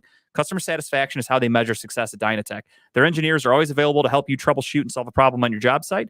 They have saw blades, abrasive blades, pavement marking blades, core drill rigs, core drill bits, high-speed gas saws, masonry saws, walk-behind saws, tile saws, and other construction equipment. Give them a call. They stand by their product. Some of the best in the business. You're going to want any saw blade in your future, go to Dynatech. Any help with construction, with heavy-duty shit like that, with saws, doing gravel, yard work, doing pavings, shit like that, go to Dynatech. Give them a call, 1-800-446-9001, or give them an email at sales@dynatech.com, or go to sales@dynatech.com, or visit their website at dynatech.com. I got caught up saying dynatech.com too much there. It's like a tongue twister. It really So is. I've got no good transition to this, but I do want to mention that Redlines has an award-winning sponsor on our show. You know who those Who's guys that? are? Bad Juju. Get the fuck out of here. They just won an award last week. I forget the name of the award. Tim, help me here if you know the name of the award, but they just won an award for, I think, best cover band. If I'm not mistaken, I believe I best. believe they just beat Ohio front- State. They are the best damn band in the land. Best damn band in the land. Bad Juju out here doing amazing concerts and shows. I have yet to get out to see one, but I do want to get out and watch one concert. I heard nothing but great things about them. But they are the official band of Redline Radio. Give Dan a call to come out. You can book them at you have a bar, you have a restaurant, you have a wedding, a bar mitzvah, anything you want to get them at. I'm sure they'll come out and play some songs for you. Give them a call, 440-225-0511. Award-winning band. Now, Baker Mayfield might be a little short in stature. Obviously, he would love to grow, and it's just not going to happen. Speaking of growing, though, Growing Wings Adult Services are the official sponsor of Studio Number 2 here. State of the art, beautiful. Look at this green screen behind us. You can't see it. It looks black to you, but it's green. Trust me. Give Lisa a call, though. They have 7 years of experience of taking care of adults with disabilities. Call her at 234-334-7547 and thank them for all their help with the state-of-the-art studio here we're in. That's going to do it for ads. I wanted to sneak those in. I did all 4. You literally snuck it in. I snuck them in. I did all 4. Had a joke about Baker. You are keeping me I on my worked that in toes over on the here. fly. That's what I do. I actually, if you look at my page here before I left my house, I made an arrow. I wasn't going to do ads until after all that stuff, but I was like, I want to use the word tool for Baker or trash and then talk about Fitz. So I put the arrow. I'm like, yeah, we're going to do that. I like the not warning me. I like to sneak No, in. that's I'm on why my I do toe. it. I like the transition. It's perfect. To show you how unprofessional I am, I forgot that I was going to transition that. So I didn't even have the paperwork ready either. So I just started talking about Fitz and I'm like, I don't fucking remember. We the don't number. plan any of this shit. This is I how need good the we are. paper. We're on the fly here. But That's yeah, all we if you're do. listening to this, if you're watching the show, obviously you can see me shuffling the papers and whatnot. But if you're listening to the audio only, then you just heard a flawless advertisement. Ad Yeah, read I think right there. we pretty Flawless. knocked it out of the fucking park. That was really well done. All right. Now that we're done with ads, Speaking of knocking out, we're not going to that. Never mind. Damn it, I've been a hell of a transition. Says speaking of knocking out of the park. we can. Oh, boom, sliding Speaking of right knocking in. out of the park, Mr. 700, that is right. Albert Pujols, ladies and gentlemen, hit his 700th home run Jesus. at the end of his final season in Major League Baseball. Talk about a story that writes itself. Or a story that fixes itself, because I'm calling shenanigans on Major League Baseball. I wish Conspiracy Carl was here with me right now, because there's no Uh-oh. fucking way this is legal. This is real. There's no way they're not using a corked bat, juiced balls. He's on roids. The fucking fix is in. It's so fake. Congrats to Pujols on 700. It's a nice story, but it's such fucking bullshit. There's Jesus, I suggested this story thinking we're going to talk about how cool it was, and here you are fucking laying into him. because there's too much evidence that it's all fucking fishy. I have seen the video takeaways of the bat boys swapping out bats every time he gives up there, hits a home run. There's been people out there putting videos out. I kind of ignored it because I really don't give a shit. I mean, it is what it is. This guy's been around longer than I think he's started playing baseball before I was 18 years old or whatever, and I'm fucking old as shit. No, So. he's not Babe Ruth. You're thinking of another home run king. Fuck off. But no, go continue. Cork bats? They're giving So- juice balls. Go ahead. I think I've mentioned on the show before a few weeks ago or whatever. My buddy sent me a video, and he was the one who brought it to my attention. He said he's a baseball player, my friend. Yeah. Uh, He's not our fellow. Okay. not correct. Okay. No, different one. This my buddy, like legitimately could have been like a minor league baseball player. Like Got he it. played travel ball his whole life and shit. No offense, I'm not knocking Greg. Coach. But he texts me and he's just like, listen to this home run Pujols hit. He's like, that is not what a ball coming off a bat sounds like. This does No not shit. sound normal. So he sent me a link. I clicked the link. Literally 2 minutes after he sends it, I click it. I'm trying to watch the video. The video got taken down. No. And it wasn't some like random person on Facebook posted the video. It was an MLB.com they posted this video as a little like tribute to Pujols' home run, and the video got taken down almost immediately because people could tell that it was fucking fake. And I said, the video's gone. What happened? And he's like, are you fucking kidding me? They took it down. I'm like, yeah, it says not available now when I click it. And he goes, the way that ball sounded hitting that bat is not a real baseball at all. Like that's something's off. It's either the bat or the ball, but something was fishy about that at bat. So I'm sure there's a bunch of nerds out there, and I'm a fellow nerd too, but I don't have this much time in my hands. There has to be somebody out there who's going and watching every one of these home runs this year and watching the umpire ball to umpire, from ball boy to umpire, from umpire to pitcher. There has to be some kind of unique exchange going on because someone's already pointed out the bat exchange. Every time he gets up the bat, only if he has an issue. You have to be at every game though. Yeah. The camera can cut away. So you have to be in person at every So game. you're saying and you have to have a perfect angle to see, bats and balls and this and that moving from dugouts and everything like that. So it would be really hard to do unless you're solely there to look for that. Yeah. So that would answer my next question that was going to be asked of you was, then what's more impressive this year, the 700 or what Judge is going for right now, tying the record? Well, I'm not going to lie to Potentially you. breaking the record. I play statistics, and I kind of thought, I should say, Aaron Judge has got to hit a home run soon, right? To keep going on this record. He hasn't hit one in a while. So the next home run he gets, he ties. Right, but I'm saying he hasn't hit one in a while. So yesterday I went I bet some chips, if you will, on a website to couple chips that he was going to hit a home run last night. He did not do it. Oh. So I lost that money. I still have But money. he played a hell of a game last night. He did. He got walked a couple times. They're purposely not pitching to him, etc. But tonight I did the same thing. I threw a little bit more money down on him hitting a home run so far. He has not done it. It's the top of the fourth. He is 0 for 2. So I think you're onto something because that was. I kind of just feel like he's going to hit one eventually. And as long as I'm not overspending, I'm not gonna blow my money. You know what I mean? Like eventually I'll win it back. Well, I think you have a good chance because they've clinched. So now they're officially in the playoffs. Yeah, now he's just going for this and record. I believe now his entire goal is to just fucking swing free now. Oh, Steve heard one too, that they were tipping pitches to Pujols, which would make sense. But for me, it was the sound. My buddy heard it. I did not hear it. I don't have any evidence of that. But he said, and he's played baseball his whole life. He was like, that does not sound like a normal ball hitting a bat. It just seemed and then weird. all of a sudden, Albert Pujols found the fountain of youth. He was the home run derby, man. He got it back at the home run derby. He should have gone to the glue factory 2-3 years ago, and he kept playing even though he wasn't doing shit. Now he's about to break a record, and all of a sudden he's hitting home runs left and right out of nowhere. It's really fucking fishy to me. So I'm gonna answer my own question and say I think what's more impressive is the judge thing this year. We don't know if he has steroids. We don't know whatever. Obviously, he's probably passed 1 million tests. I'm sure he's gotten tested 1 million times.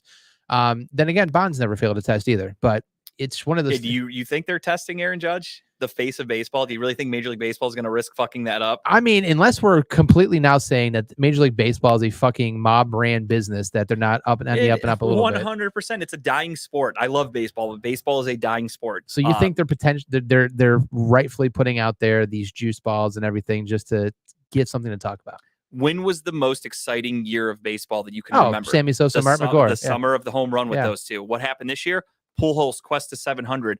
Aaron Judge quest to the most home runs for an American League batter in history. All of a sudden, God damn, you're right. Conspiracy Carl are invested in baseball. People are back invested because there's some fishy shit going on. Conspiracy Carl he's probably itching right now to get out here. And was it 2-3 years ago, something like that? Justin Verlander, they changed the makeup of the balls a little bit, and Verlander complained and said, like, this is horrible. This is going to make it so much easier for the hitters. All of a sudden, long balls are happening again. Baseball's starting to get a little more traction. I think he's like 21 or 20 home runs above the next closest person, which I think is Schwarber right now, I believe. Yeah. But he's blowing everybody away. It has been a very interesting season in baseball. I will say I agree with you. It's been one of the most watched seasons, probably. Think about it. I like your theory. I like the theory. I do. But either way, if he does break the record, congratulations. I think was it Roger Maris is the most the most in American League. I think it was. I think 62 is the record. He has 61 is the record. Yeah, 62 would break the record. Right now. Yeah, 62 would break the record. So I hope he gets it. I hope you win your chips back. But I would say right now, I think Aaron Boone probably just took the handcuffs off and said, you know what, fuck it, just swing away. Yeah, there's something to it. I mean, we'll never know. I just feel like that Albert Pujols' newfound strength and newfound youth it's not just black and white. I think there's something behind the scenes. Speaking of not black and white, I fucking saw it coming. The Phoenix Suns As soon as you said that, I'm like, oh fuck, here I was we go. thinking, like, how am I going to work this That's in? a good. That was a that's good segue. We're on the transitions tonight. I tell you. The Suns owner, I forgot his name, honestly. I don't even remember. Yeah, Um, I don't know. Not relevant to me. Tim, you want to make up a name for him? White Man Magoo. White Man Magoo. There As you you can go. see, White Man Magoo right White there. Man And his, Magoo. looks like he's got a Nokia Razor or whatever, a Motorola Razor flip phone. White Man Magoo. He was, or I guess is still the owner of the Phoenix Suns. He is in a little bit of hot water because apparently I read a lot about the story. I can't believe I forgot his name. There it is. Robert Sarver. Yeah, Robert Sarver, the owner. I like White Man Magoo better, so we'll just call him White Man Magoo. White Man Magoo works. So White Man Magoo is in hot water because some shit started coming out recently about him using the N-word, about him making inappropriate sexual jokes. Not even sexual, but just He was only retelling stories, sir. yeah. And some of the stories I read were actually kind of funny, but like it made me realize this guy, like, you can't be yourself nowadays. Now, the one thing I will not condone him using the N-word. That is a big no-no, and at least that's how I feel. I'm sure. What the fuck, dude? Of course, that's how I feel too. So we talked about this on Tim Buck Tuesday, every Tuesday, 68.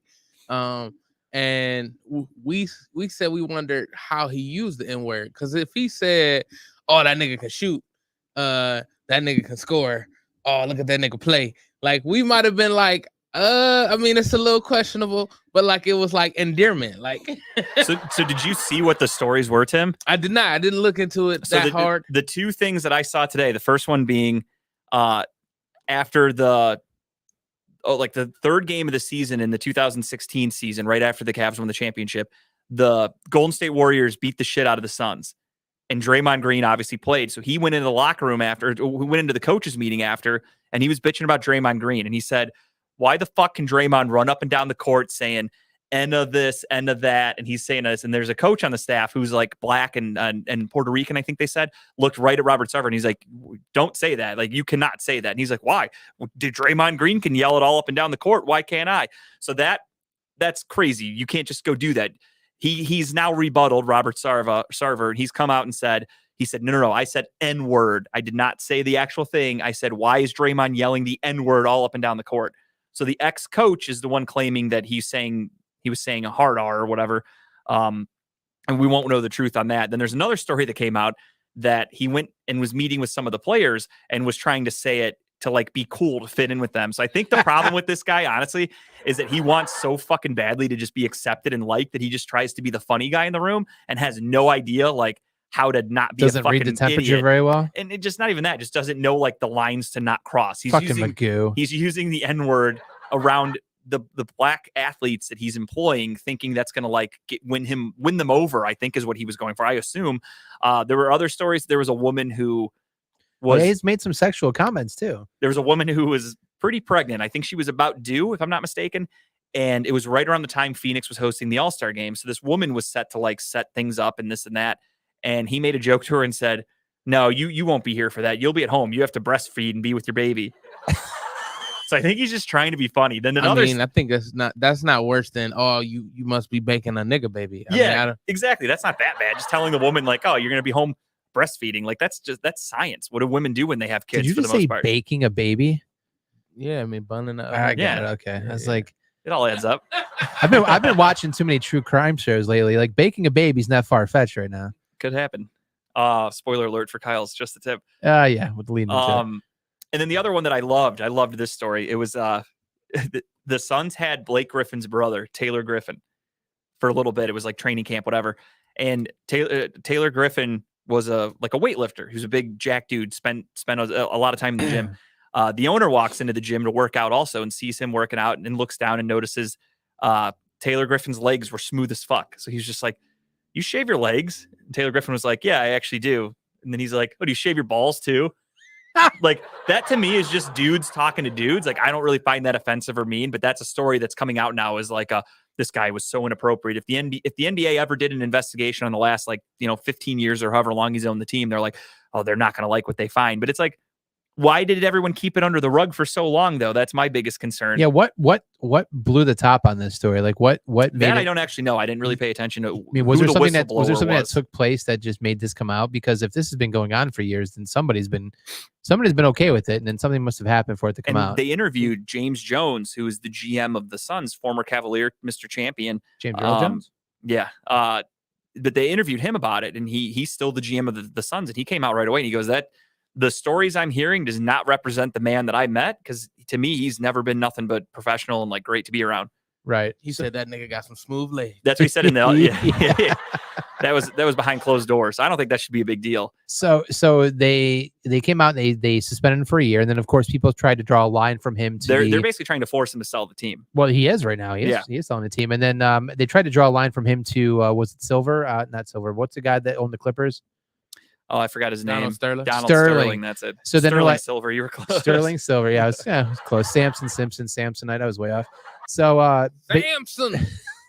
so they tried to draw like a line to that, and then like the NBA came out and said no, they're not comparable. They're bad, but they're not comparable because of how the context that this guy was saying things or items was not the same or even on the same level as him. So And Donald Sterling's was on tape, wasn't it? I believe so. Yeah, he Robert got Sarver's whitewatered over It's there. just a rumor, if I'm not mistaken, right? There's not actual proof of him saying these things. But here's the thing: is I think LeBron came out and said something. What last LeBron week? was like, the league needs to make a change. Yeah. And then as soon And as then, they of announced course, he's selling, There you LeBron's like, go. hell yeah, changes are happening. Yeah. So LeBron basically said, make this guy sell the team, and the NBA Yeah. is going to do whatever LeBron says. Pretty much.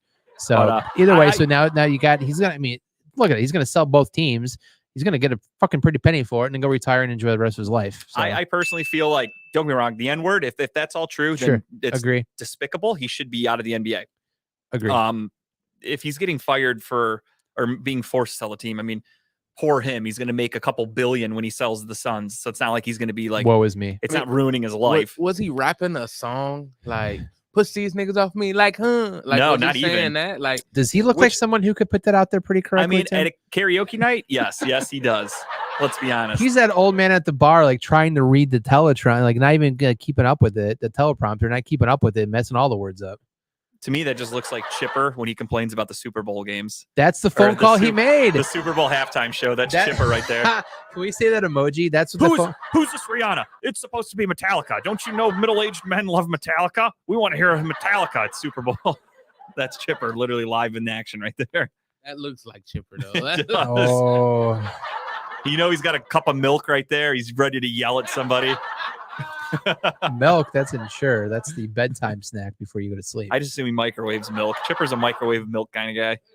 Oh, boy. It's a little warm milk before bed.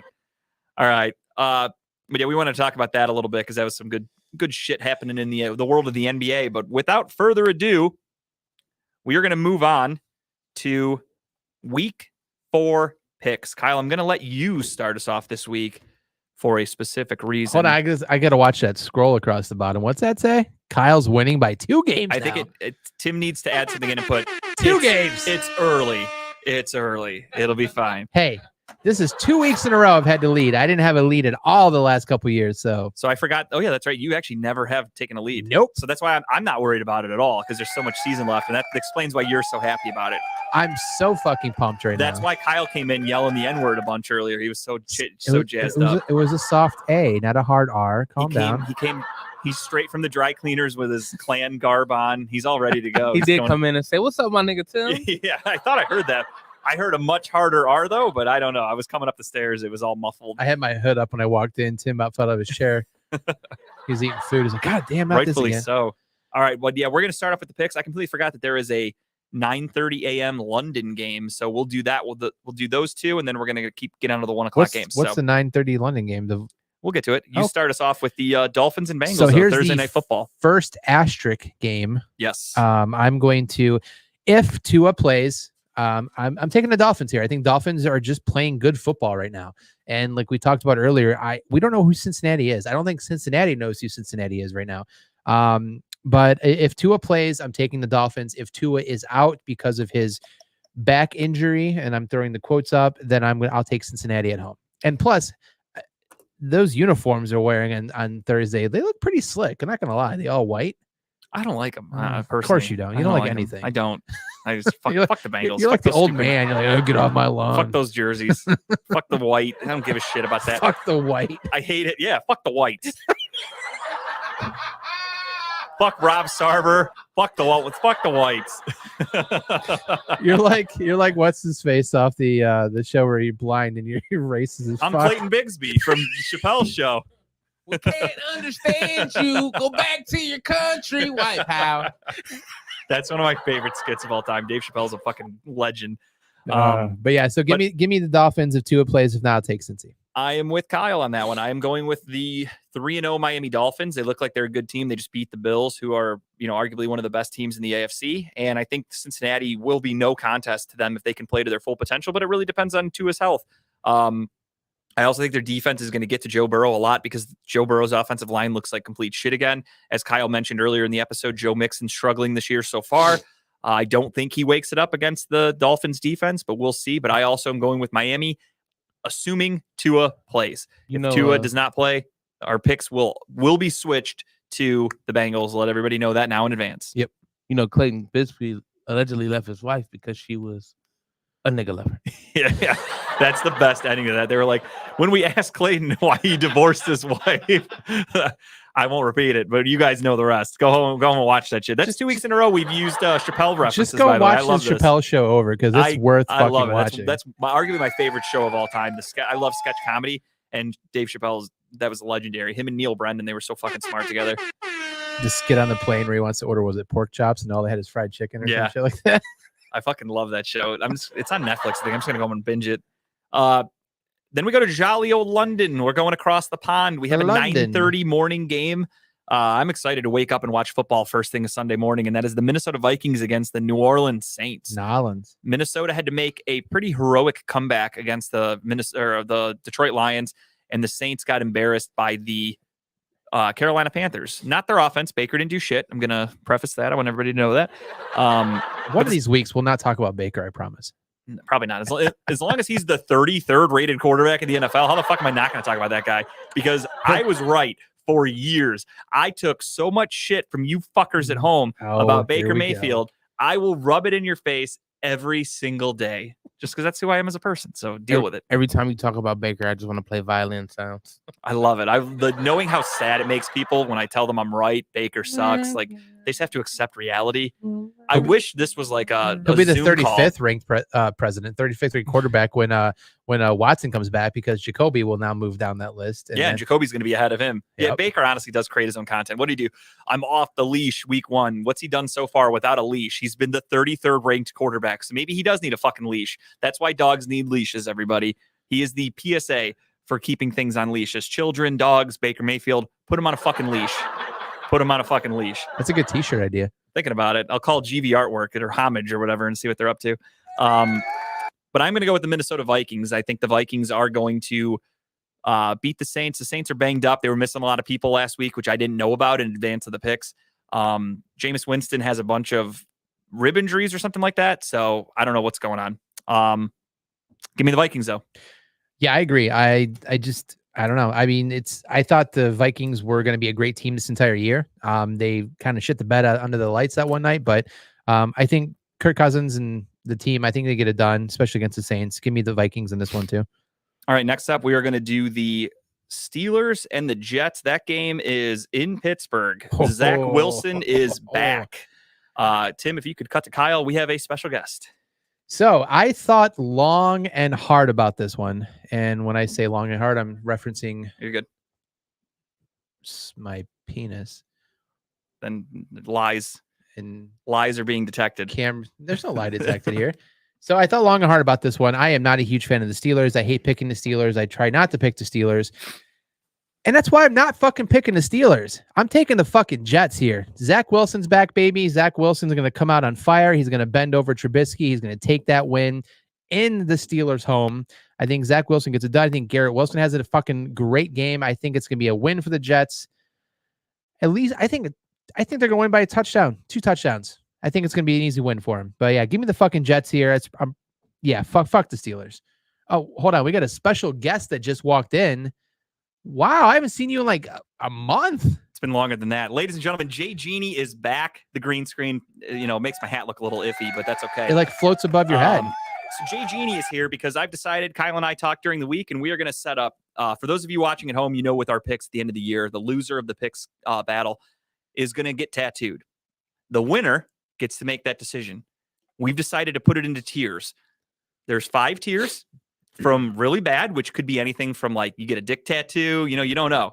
And it slowly goes down to tier 4, 5, 4, 3, 2, 1.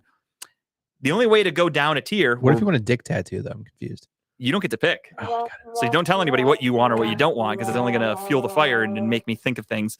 But I decided that what I'll do every week is Jay Genie's going to show up and we're going to do bold predictions. And a lot of people, there's a misconception out there that genies can only grant wishes, but what genies can do, they're so fucking magical. They're going to tell you the future. And this genie sees 2 interceptions from Mr. Zachary Wilson this Sunday against the Pittsburgh Steelers defense. That is my Jay Genie tattoo bold pick, whatever the fuck. We don't have a name for this segment yet, but that's what we're doing. We're making bold statements. Kyle will have one as well. Jay Genie, of course, starts it off though with Zach Wilson. Will have 2 interceptions this Sunday. So if that happens, that's a bold pick. If that happens, then I drop down to tier 4. If you get it wrong, if your bold prediction doesn't happen, you don't move. You stay. You don't stay move at tier back. 5. Yeah, you stay wherever you're at. But if I you like get it it. right, you get to move up. And you I like obviously it. you want to be at tier 1 by the end of the season. But you have to make kind of bold predictions. You can't just come out and say like, I think Nick Chubb rushes for 100 yards. That happens every fucking week. You got to say something that doesn't happen every week. So I am going with Zach Wilson will throw 2 interceptions to the number. I guess we didn't really work this out in advance, but if he throws 3, we'll count it because he threw at least 2. I guess we'll start at the bare minimum if you pick a number thing like that. So I'm going to go with he'll throw at least 2 interceptions is what I'll say. And that's not going to include fumbles. Like it's not 2 turnovers. I'm saying 2 interceptions. He will throw them. And with that being said, I'm going to pick the Pittsburgh Steelers. I think Mike Tomlin's going to outcoach Robert Saleh. The Jets, I think the Browns fucked themselves so bad week 2. They should never have lost that game. The Jets are clearly the worst team in football. So I'm going with Pittsburgh winning this game just because Pittsburgh's looked a little competitive in all of their games so far this year, even though their talent's a little lacking. But I just think coach versus coach, these are 2 average teams, shitty teams. It's in Pittsburgh. Give me the home team. Give me the Hall of Fame head coach. I'm going with Pittsburgh. Can't wait to take that 3-game lead. Let me know how that goes. Your prediction, I forgot what it was. It's going to come... How many games? You don't have to give any spoilers. Just give me a heads up. For what? Your bold prediction. Mine was the Jacksonville Jaguars. We can go to that one right now. If you want we can do that one then. That's what I was going to say. Let's try to cover that as long as it's both 1 o'clock. So we'll do that then. Jacksonville Jaguars take on the Philadelphia Eagles in Philadelphia. Kyle is going to go ahead and take this one away. And his pick and bold prediction. So I'll start. Take off the hat. I'll start with my pick. My pick this week is pretty simple. Eagles, I think, are the best team in football. I don't see them losing many games this year. I think they're going to be a lock, not a lock, but I mean a lock for a deep run into playoffs at least. Great team. However, my bold pick of the week is I think Trevor Lawrence is going to stay on that hot streak. It's going to be a high scoring game. I'm going to say that he throws 3 touchdowns against that Eagles defense. That's a bold predict because, I mean, we all know how good the defense is for the Eagles. One of the best in football. I think he throws 3 touchdowns this week. I still think they lose, but 3 touchdowns. Mark it down.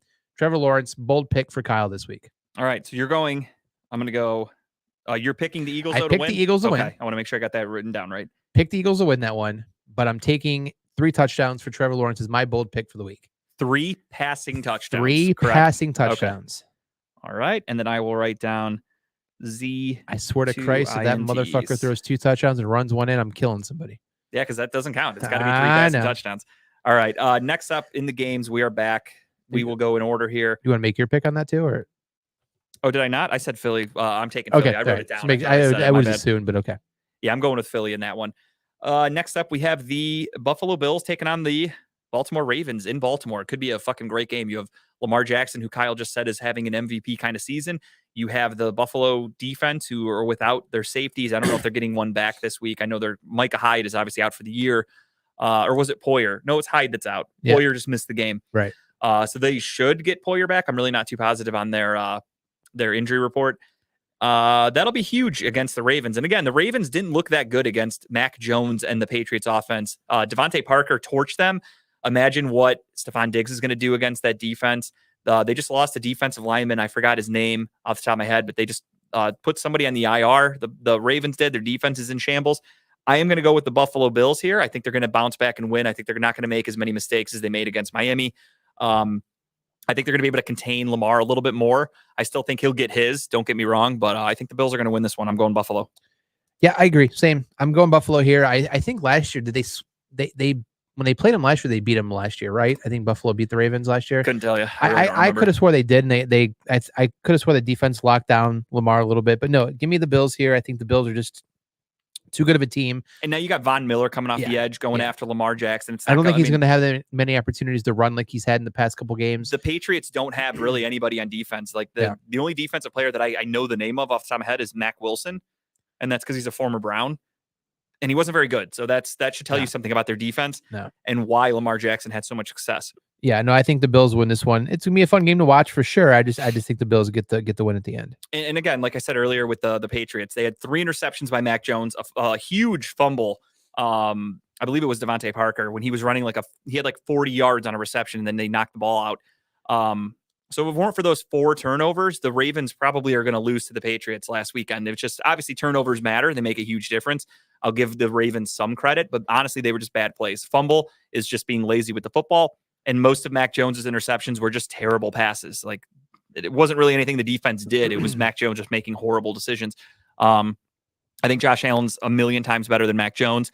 And I think he's going to light up this shitty Ravens defense because their defense really isn't that good. So give me the Bills. Next up, the Washington Commanders are taking on the Dallas Cowboys in Dallas. Cooper Rush 2-0. This is an interesting game because the Commanders aren't very good, and the Cowboys, I don't really know what to make of them because they're without Dak Prescott, but they're actually looking okay, but they haven't really faced anybody great. So I thought I saw that Dak is on his way back almost. Not this week, maybe not this week, but next week. I think he might practice this week.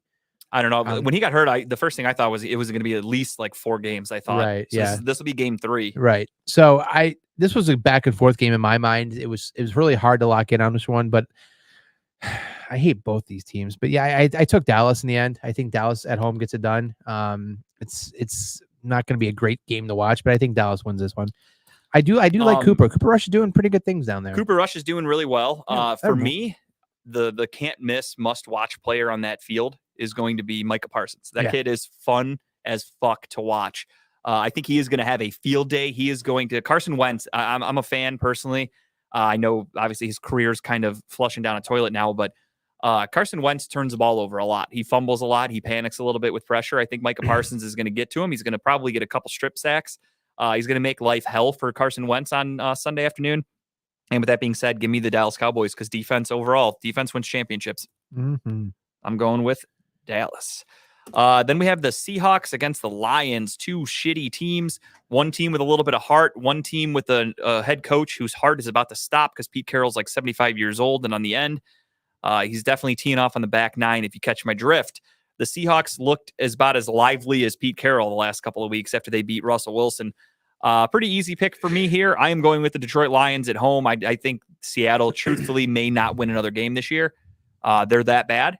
If they couldn't get past the Falcons last week, I don't know many other teams are going to be able to get past. So I think the Lions are a much better team. The Lions play with more heart. Give me the Lions. Yeah, I like the Lions. I think the Lions are fun to watch this year. I mean, I have 2 players on my team out there, and they're doing pretty well so far. But yeah, I think the Lions win this one. I think pretty easily too. Going down south. Speaking of, this episode's full of racism. Let's go down to Houston, where there's a lot of that, I'm sure. Houston Texans are hosting the Los Angeles Chargers. The Chargers, I still really don't know if Justin Herbert's going to play. Again, he got that shot before the game, and for those of you that don't remember, poke his lung. That's good. Yeah, poor friend of us, or a friend of the show, because Tyrod Taylor was a member of the Browns, so I consider any ex-Browns quarterback a friend. Tyrod Taylor went to the Chargers Justin Herbert's rookie season, and the only reason Justin Herbert saw the field was because they were giving a cortisone shot to Tyrod Taylor, and they punctured his lung, and he sued the fuck out of the doctor, and I think he won money and shit. And how's that doctor still there? It's amazing. So before they did the shot to the ribs for Herbert, they had to make him sign a waiver and do all this shit. So it's kind of crazy that's the depths they have to go to just to get proper medical help from their team doctors. But I digress. He looked like shit. The Jacksonville Jaguars just beat the hell out of them. I'm not really sure what to make of that. Was that because the Chargers were all banged up, because Rashawn Slater got hurt, because Joey Bosa got hurt, because Justin Herbert's less than 50%, or the Jaguars legit? I don't know. They're a playoff contending team, dude. They very well could be. They right now they're the division Yeah, winners in the South. That's so a that's very no ugly lie. division. But this is a team that the Los Angeles Chargers that most people have pegged to not only be a playoff team, but actually compete and contend and be potentially a Super Bowl contender. So they really need to step their shit up, because you can't lose back-to-back weeks against the Chargers. And then, I mean, really, they'd be on a 3-game losing streak. Not the Chargers, I'm sorry, against the Jaguars and the Texans, because they also lost to the Chiefs in week 2. So the Chargers right now are 1-2. Do they get to 1-3 facing a Houston team who is winless? I say no. Give me, even though they're banged up, give me the Chargers. Or was that your pick? It probably was, but fuck it. We don't fucking care about rules. We just do Yeah. whatever we want to here. I was on a roll. I couldn't help myself. It's hard to step in the tracks, man, when you're going. So, Choo-choo. yeah, I take the Chargers here too. I think I just don't see the Texans winning many games this year. But yeah, give me the Chargers. To be fair, because I'm a good person, I'll give Kyle the next 2. Oh, He gets to pick first. So Thanks. next up, we are going to stay in the AFC South. We have the Titans against the Colts, a little AFC South in-division matchup. Pretty easy pick for me, but I'll let you go. Yeah, so I mean, we all talked about how shitty the Colts were the week before last, and they came out last week and beat one of the best teams in the league. And do you ride that high and think you can take down another team that's pretty decent? I don't think so. Give me the Titans in this one. Yeah, give me the Titans. I think last week was a fluke for the Colts. The Chiefs had a kicker. They already cut him. They signed a new kicker because theirs was hurt. He missed a bunch of field goals and extra points and shit, I think. I read that. I didn't actually watch the game. They released him already. They had Frank Clark, who made some sort of derogatory comment towards Matt Ryan that nobody knows what he said. And they had a huge unsportsmanlike conduct penalty that You call him Mr. Magoo? He called him Mr. White Man Magoo. And it was a 15-yard unsportsmanlike penalty. It kept the drive going for the Colts, and it cost the Chiefs a chance to make a comeback. So I think it was a fluke. I don't really think the Colts have figured anything out. Jonathan Taylor didn't even practice today. He's banged up. I don't know if you saw that. So What a letdown of a season. Oh, there's a He's another fantasy one. letdown. Yeah, we didn't talk about He's him. another one. He was probably taken number 1 by most people. Yeah. And his season, even Christian McCaffrey too, he's not doing much. And he was probably a top 5 pick. for most Anybody who people. drafted So, him top 5 deserves what they get. Yeah, unfortunately, Nick Chubb looked pretty good behind Baker. It's not always Baker that hurts the running backs. It's just McCaffrey, I think, is done for, but we'll talk about that another day. Yeah, I'm going with the Titans on this one. I think they kind of figured some shit out. They got blown out by the Bills, but they've been in every other game. The week 1 was a tight loss for them to the Giants. It was kind of fluky. Last week, they win a tight one against the Raiders. And I think this week they get a pretty easy win against the Colts. So Yeah. we're both going Tennessee. Next up, Kyle leading the pack again will be the Chicago Bears against New York Giants. Both 2-1. Both make you go, how the fuck are they 2-1? I'll let Kyle tell you. Yeah, so I don't understand it either, because Justin feels like fucking shit this year. But no, I think the Giants win this one. It's hard to pick either with these teams to win a game, but I mean the Giants are surprising. They're not great. I mean, what's his face? He's out. He tore his ACL Sterling Shepard. by Yep. running down the fucking field last week. Turf. But yeah, no, I think the Giants win this one. Give me the Giants. It's gonna be a fun game, close game, but yeah, Giants win this one in the end. Yeah. I really don't even You know who to want to pick. flip a coin here? Yeah, this is one where I would just give the Giants because they're at home. Yeah, this is one of those 50-50 games. I take the home team. So unfortunately, I got to stick with the same pick as Kyle. I'm going to go with the Giants as well. It's hard, though. I almost kind of want to pick the Bears because they've looked decent at times. But again, they won a slop fest against the Niners, and they just beat the Texans 23-20 in a nail biter.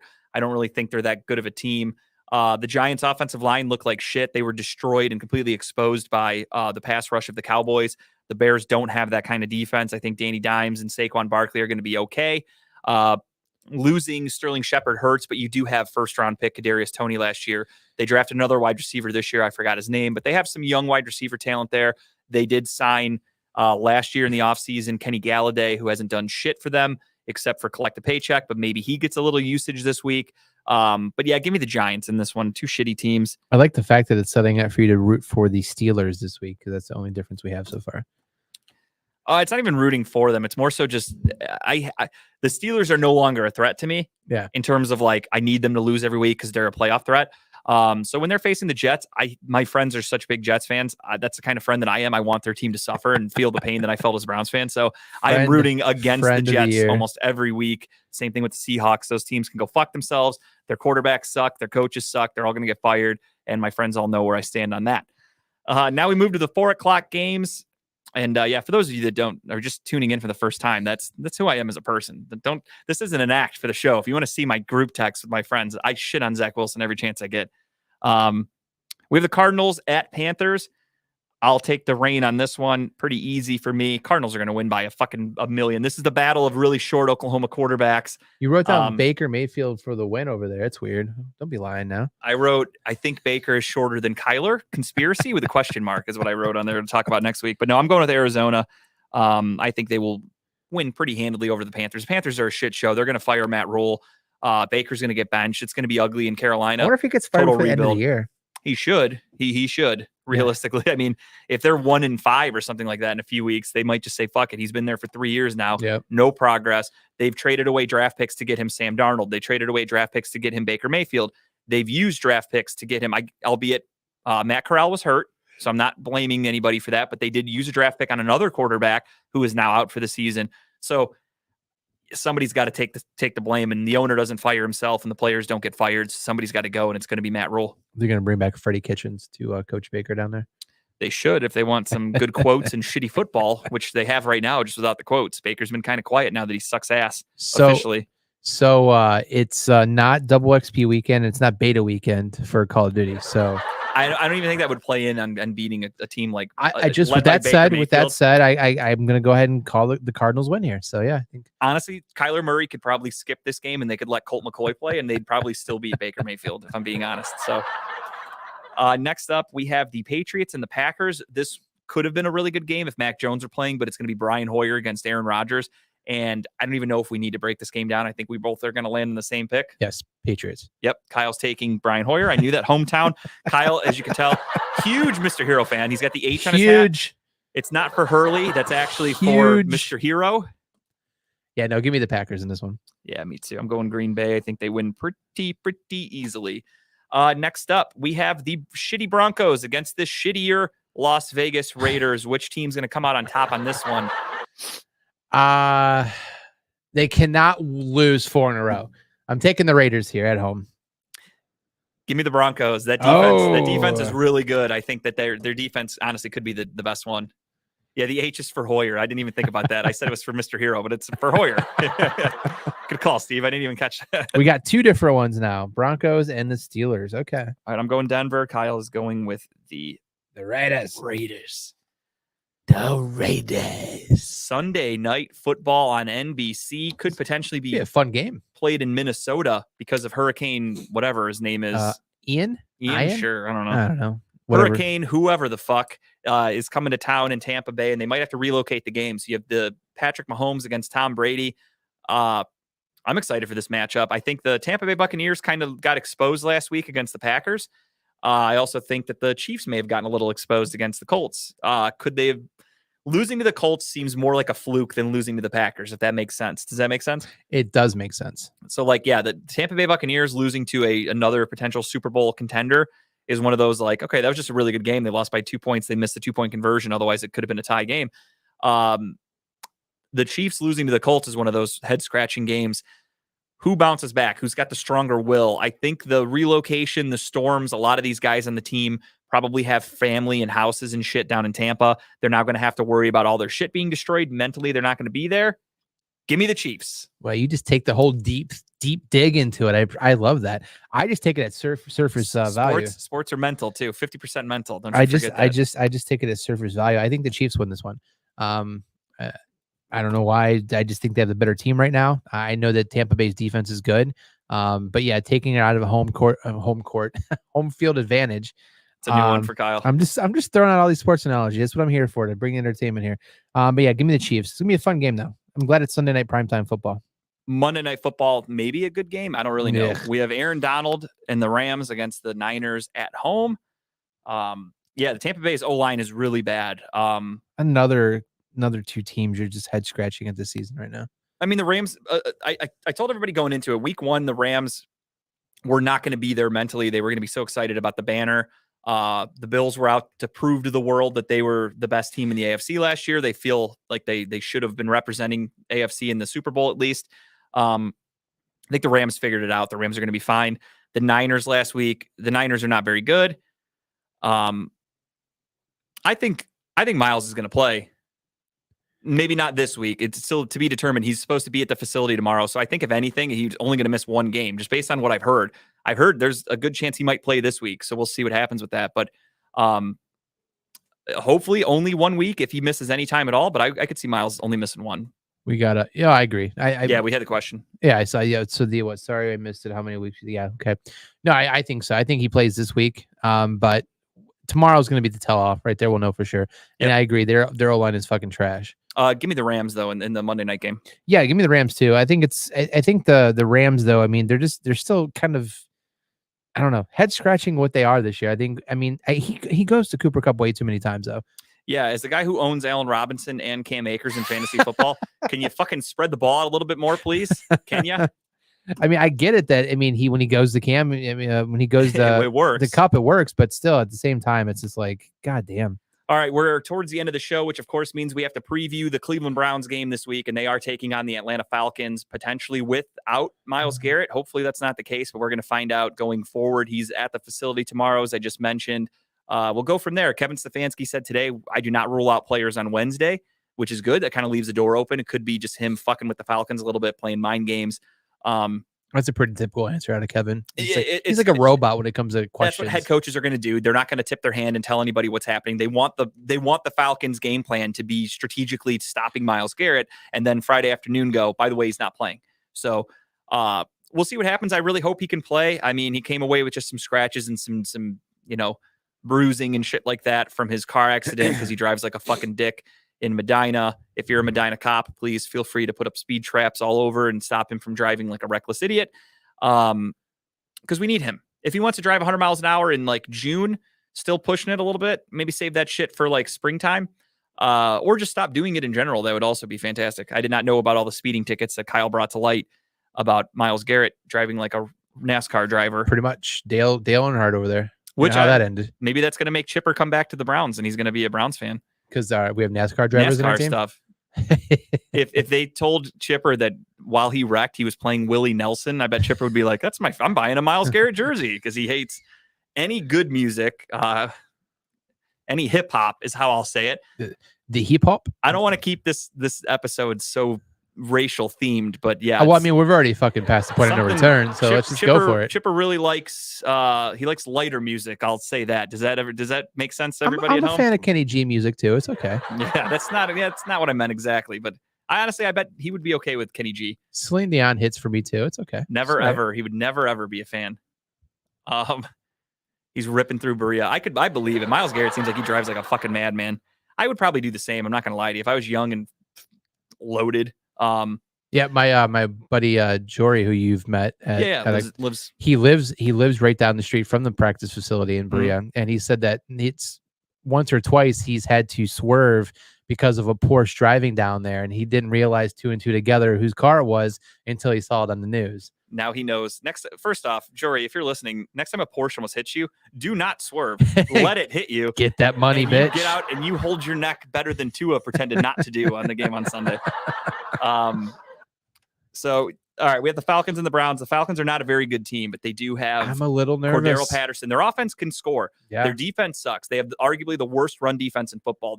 I saw some people half jokingly, I'll say, said that Nick Chubb could realistically run for almost 200 yards this week, and their run defense is that bad. As pathetic as it sounds, this could be a shootout game, but I'm nervous because we have no one to stop Patterson.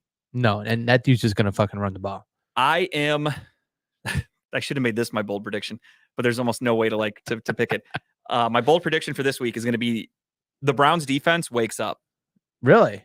The Browns defense is going to play. We can call like that. We can call like a headline game. Let me reiterate. The Browns secondary is going to show up. They're going to make life a little bit difficult for Marcus Mariota. The run defense is still to be determined. I don't know how I feel about that yet. Cordero Patterson's going to get his. Marcus Mariota is going to get his. Through the air, though, let's shut that shit down again. Bold prediction. The secondary figures it out. I think the Browns win this one. I'm going to go give me Browns I don't even know. Give me let me go Browns 30, Falcons 24. I'll say Ooh, it'll be close. I like that. So you got to kind of shoot I'll up say mentality. it'll be a little bit of a shootout. It'll be close. Again, we're going to struggle to shut down until I see our defense actually play well and shut a team down for the most part. I can't be too confident. I have to assume they're going to give up points because we gave up points to Mitch Trubisky and that shitty Steelers offense. The Falcons offense is a little more high powered than that. They have Kyle Pitts. They have Drake London. They have Cordero Patterson. Marcus Mariota sucks, but he's figuring it out with this team. I'm worried about our defense, so I'm going to still say they give up 24 points. I agree on every aspect of what you said. I do think that Chubb's going to have a good game. Thank the Lord I have him in 3 of my leagues. I think 150, Good problem to have. 150, 2 touchdowns is a pretty good pick for Chubb. But yeah, I think it's going to be 35-28 Browns. All right. Kyle's going with Cleveland as well. And then that is, of course, we're so good with timing on this show. It's almost like we plan it out. This game really doesn't need a lot of preview to it. Again, you have a bad Falcons team and you have a makeshift Browns team who's using a bridge quarterback right now. This is the Band-Aid game. They're playing well. Again, we've all said 31-17. I could absolutely see that. Give Hunt the damn ball. No. Because you probably have in your fantasy team, don't you? Yeah, that's probably why. Yeah, nope. Only give it to Chubb. I heard Hunt's not playing. They're going to give it to Jerome Ford, so you might as well bench him, Chipper. But we said you got to. I wanted 4-0, obviously, in a perfect world. You wanted to be 4-0 after this week, but I said 3-1. You did say 3-1. I said 3-1 with that loss potentially coming from the Steelers because I do think if the Steelers still had J.J. Watt, that game last Thursday would have been a lot more difficult. I think we can all agree to that. But since he was out, we won. Fuck him and fuck the Steelers. Browns against the Falcons, though, they should win. Myles Garrett not being there could be disastrous. Jadeveon Clowney not being there could be disastrous. I'm not sure about JOK. No more injuries, though. Hard to overcome. I need good news tomorrow that Clowney returned to practice or that Myles is going to be okay or confirmation that JOK is going to be okay. I need confirmation on all these things and I'll feel better, but I'm still going to pick the Browns. We have Denzel Ward healthy. We have Greg Newsome healthy. We have John Johnson III. Johnson's healthy. Yeah, John Johnson's healthy. We have all these healthy guys in the secondary. They need to fucking play. Earn your money. Some of you that have been paid already. The other ones healthy. Yeah, Delpit's healthy. Ronnie Harrison not, but hopefully he's back for this game. But the Browns should win pretty easily. I would think we're the better team. I think we have the better coach. The Falcons have a lot of heart. That's the number one thing, though, is they play with heart. But so far, who hasn't played with heart against us? You had the Panthers made a comeback, even though they suck. The Jets made a comeback, even though they suck. And the Steelers were kind of in it with us, even though their offense obviously sucks. Yeah, I mean, that score of the game wasn't, I mean, we scored in a fumble. Yeah, that late touchdown, so. literally when the clock was at 0. So the score is not an indicator. Fuck of some the people in game. Vegas, though. Yeah, but... it did. And fuck them. That's what happens. That's what happens when you gamble. But yeah, we are at the end of the show. We're going to do just the tip. I think the Browns win this one pretty easily. And then go Browns. Keep an eye on Justin Herbert's health for the next week. We'll see what happens with that as we break it down. Live from Lucy's next Wednesday night, 7 I can't to 9. wait. It's gonna be so I'm very excited. So much fun. It is 2218 Broadview Road. Get there.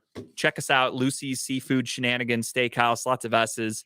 I can't wait to do it. I'm excited. Tim will be there. Kyle will be there. We're going to make it like an event. If you can show up, get there early. We're going to hang out with everybody for a while. After the show, we'll probably mingle even more if you guys want to hang out. So show up with an appetite, be ready to drink, come hang out with us. But without further ado, it's time for Just the Tip. Tim, give them your tip. Just the tip, though. Just the tip. That's all I got to give him. I don't have a Myles Garrett's dick, though. You don't drive your car with your dick? I don't think anybody does, dude. That thing's probably fucking gigantic. So I kind of have a double tip, even though y'all said just wow. the tip. Thank But you, it's really just one, and I'm just gonna promote another show while I'm doing it. October 23rd, I am doing a show at Sam Silk's, hosted by Rich Green, and the guest of tomorrow's show, which is actually the tip for the Lex Vegas show. I am Chad, who is going to be headlining at this show that I'm talking about here. But tomorrow on the Lex Vegas show, he will be the guest. And I think it's going to be a funny show. I am Chad is pretty funny guy. He's always a pretty good energy. And I think it's going to be really good. Lex Vegas doesn't really disappoint. I'll say that, over the weekend, I showed y'all last week, the tip was the 2 comedy shows, and one of them was the Lex Vegas. comedy show, Unapologetically Funny, and it was amazing. So I know him putting I Am Chad on here is gonna have it, another amazing show. This show here, October 23rd, which will be another tip, don't worry. It will have I Am Chad as, like I said, as the headliner, Nancy Abraham, Ulysses Dickerson, Sid Reed, actually just Sid V216, Milton Wiley, and myself, hosted by Rich Green. So if you guys aren't doing anything on October 23rd, I got tickets. Actually, you are doing something. You come to this goddamn show. Your plans have been made. I have made your plans, and yes, you will be coming to see me live. And from what people say, they really think I'm amazing, man, on stage. And all these people on this card is pretty amazing as well. Absolutely. That That's should be a good awesome. one. That's great. Check that out. Support Tin. Go check him out. I'll definitely be watching Lex Vegas tomorrow. I see I Am Chad, his name all the time. I follow a lot of like local Cleveland things on Facebook and all that. His name's always on there. So I'll definitely check that out. Man, I'm sniffling so Awesome. much tonight. Either did a lot of coke before the show, or I'm just getting a cold. One Not of the two. enough. Jesus. All right. So speaking of doing drugs and doing weird shit with your life, this show that I've been like fucking just Putting it mildly. dude. I mean, I think I'm through 7 episodes now. We finished it. No, we haven't finished yet. I mean, obviously it's one of those spoilers, like watching Titanic. You know how it ends. But I mean, the show is just a Go ahead, my bad. I wasn't trying to interrupt. oh no, it's cool. The Dahmer special that's on Netflix right now. I don't say special, but the story. There's been so many shows done about Jeffrey Dahmer. I mean, everyone knows the story of Jeffrey Dahmer. Obviously, we know what happened, what he did, and the trial, how he got killed in prison and shit like that. But Evan Peters, man, this guy, he's been in a lot of movies. I mean, he's done a lot of stuff, but he really fucking does justice to the role of Jeffrey Dahmer. I mean, you get the heebie-jeebies while watching the show. I don't know about you, Justin, what you and Tara think, but I mean, it's fucking creepy. I mean, you just they don't romanticize this character. They don't make it seem like whatever, but they make you feel like how weird and creepy this dude is. And if you go back and watch some of the actual live interviews that he gave, he does the voice of Dahmer perfectly. The mannerisms that Dahmer have, he doesn't in the show. It's crazy. But we're through 7 episodes right now. We watch it before we go to bed every night. It's a good show, and it's weird as shit. So if I may riff on Dahmer for a minute here. Sure. While, By all means. So I watched all of it. I'm very familiar with Jeffrey Dahmer and serial killers and stuff like that. I think I'm worried now that I've kind of numbed myself to things. Yeah. To where I'm not gonna lie, I found this series boring at times, where like an episode would feel like I've been watching it for 2 hours, and I'm like, okay, let's go. Really? Like for me, it's like I've watched, and I'm not trying to brag here, but it's gonna sound that way. I've watched like French extremity horror movies with like, watch a Serbian film. If you want to see a movie that's going to stick with you, everybody, it's not my recommendation this week, but watch a Serbian film. If you can find a copy of it, a good quality copy, it might be the most fucked up movie you'll ever watch. And it's going to have some things in it that you will not forget that you saw in that movie. So watching Dahmer, the other thing I couldn't get past is if you have HBO Max, I highly recommend checking it out. It might not be for you. It's a very acquired taste, and I understand that. There's a show called Joe Pera Talks to You, Joeperra, Joe Pera, and it's like talks with you or whatever. It's not a scary thing or anything like that. It's a guy who's playing like a character from like the Midwest. His voice is identical to how Evan Peters portrays Jeffrey Dahmer. Really? So when I'm watching Dahmer, all I can think of is that Joe Pera show that I've watched, and I'm just like, it's hard for me to like find this guy scary and intimidating and things like that, because I'm just so used to him sounding like that on a show where he's playing like a fucking nerd. He's like a school teacher. He's a nice guy, Joe Pera. And so check that out if you want to see it. But with Dahmer, Evan Peters did a really good job at the acting and all that. Don't get me wrong. I think 10 episodes was a little much. You'll see as you go further along that they focus on side characters in a couple episodes heavy. Like the whole episode's focused around side characters, where for me, I didn't really need that, if I'm being honest. I think obviously you're mentioning like movies that are creepy and shit, and like I get that. I think what sticks with me, at least, and maybe me and Jess too, is the fact that this shit happened. Like this is something this dude literally would just bring you back to his house, Yeah. drug you, kill you, strangle you, cuddle, whatever, eat your heart, whatever, sleep next to you, kiss a dead body, put a human head in a box and stuff. And this was normal to him, and he didn't break nothing. This was just normal life to him. What I want to do is maybe read a little more, or like find a book on Dahmer or Yeah. anything like that. I want to learn what was accurate in terms of how loose he was with. Sure.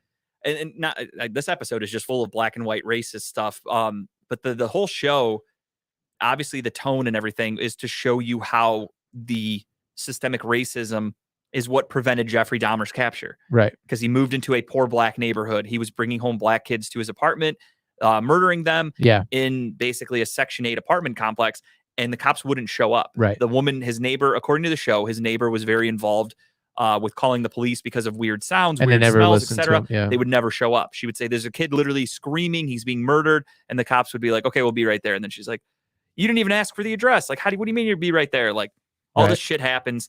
But it really does make me wonder what's accurate and what's just being used by Netflix right now to make it a woke show, if you will. Mm-hmm. Whereas it's 2022.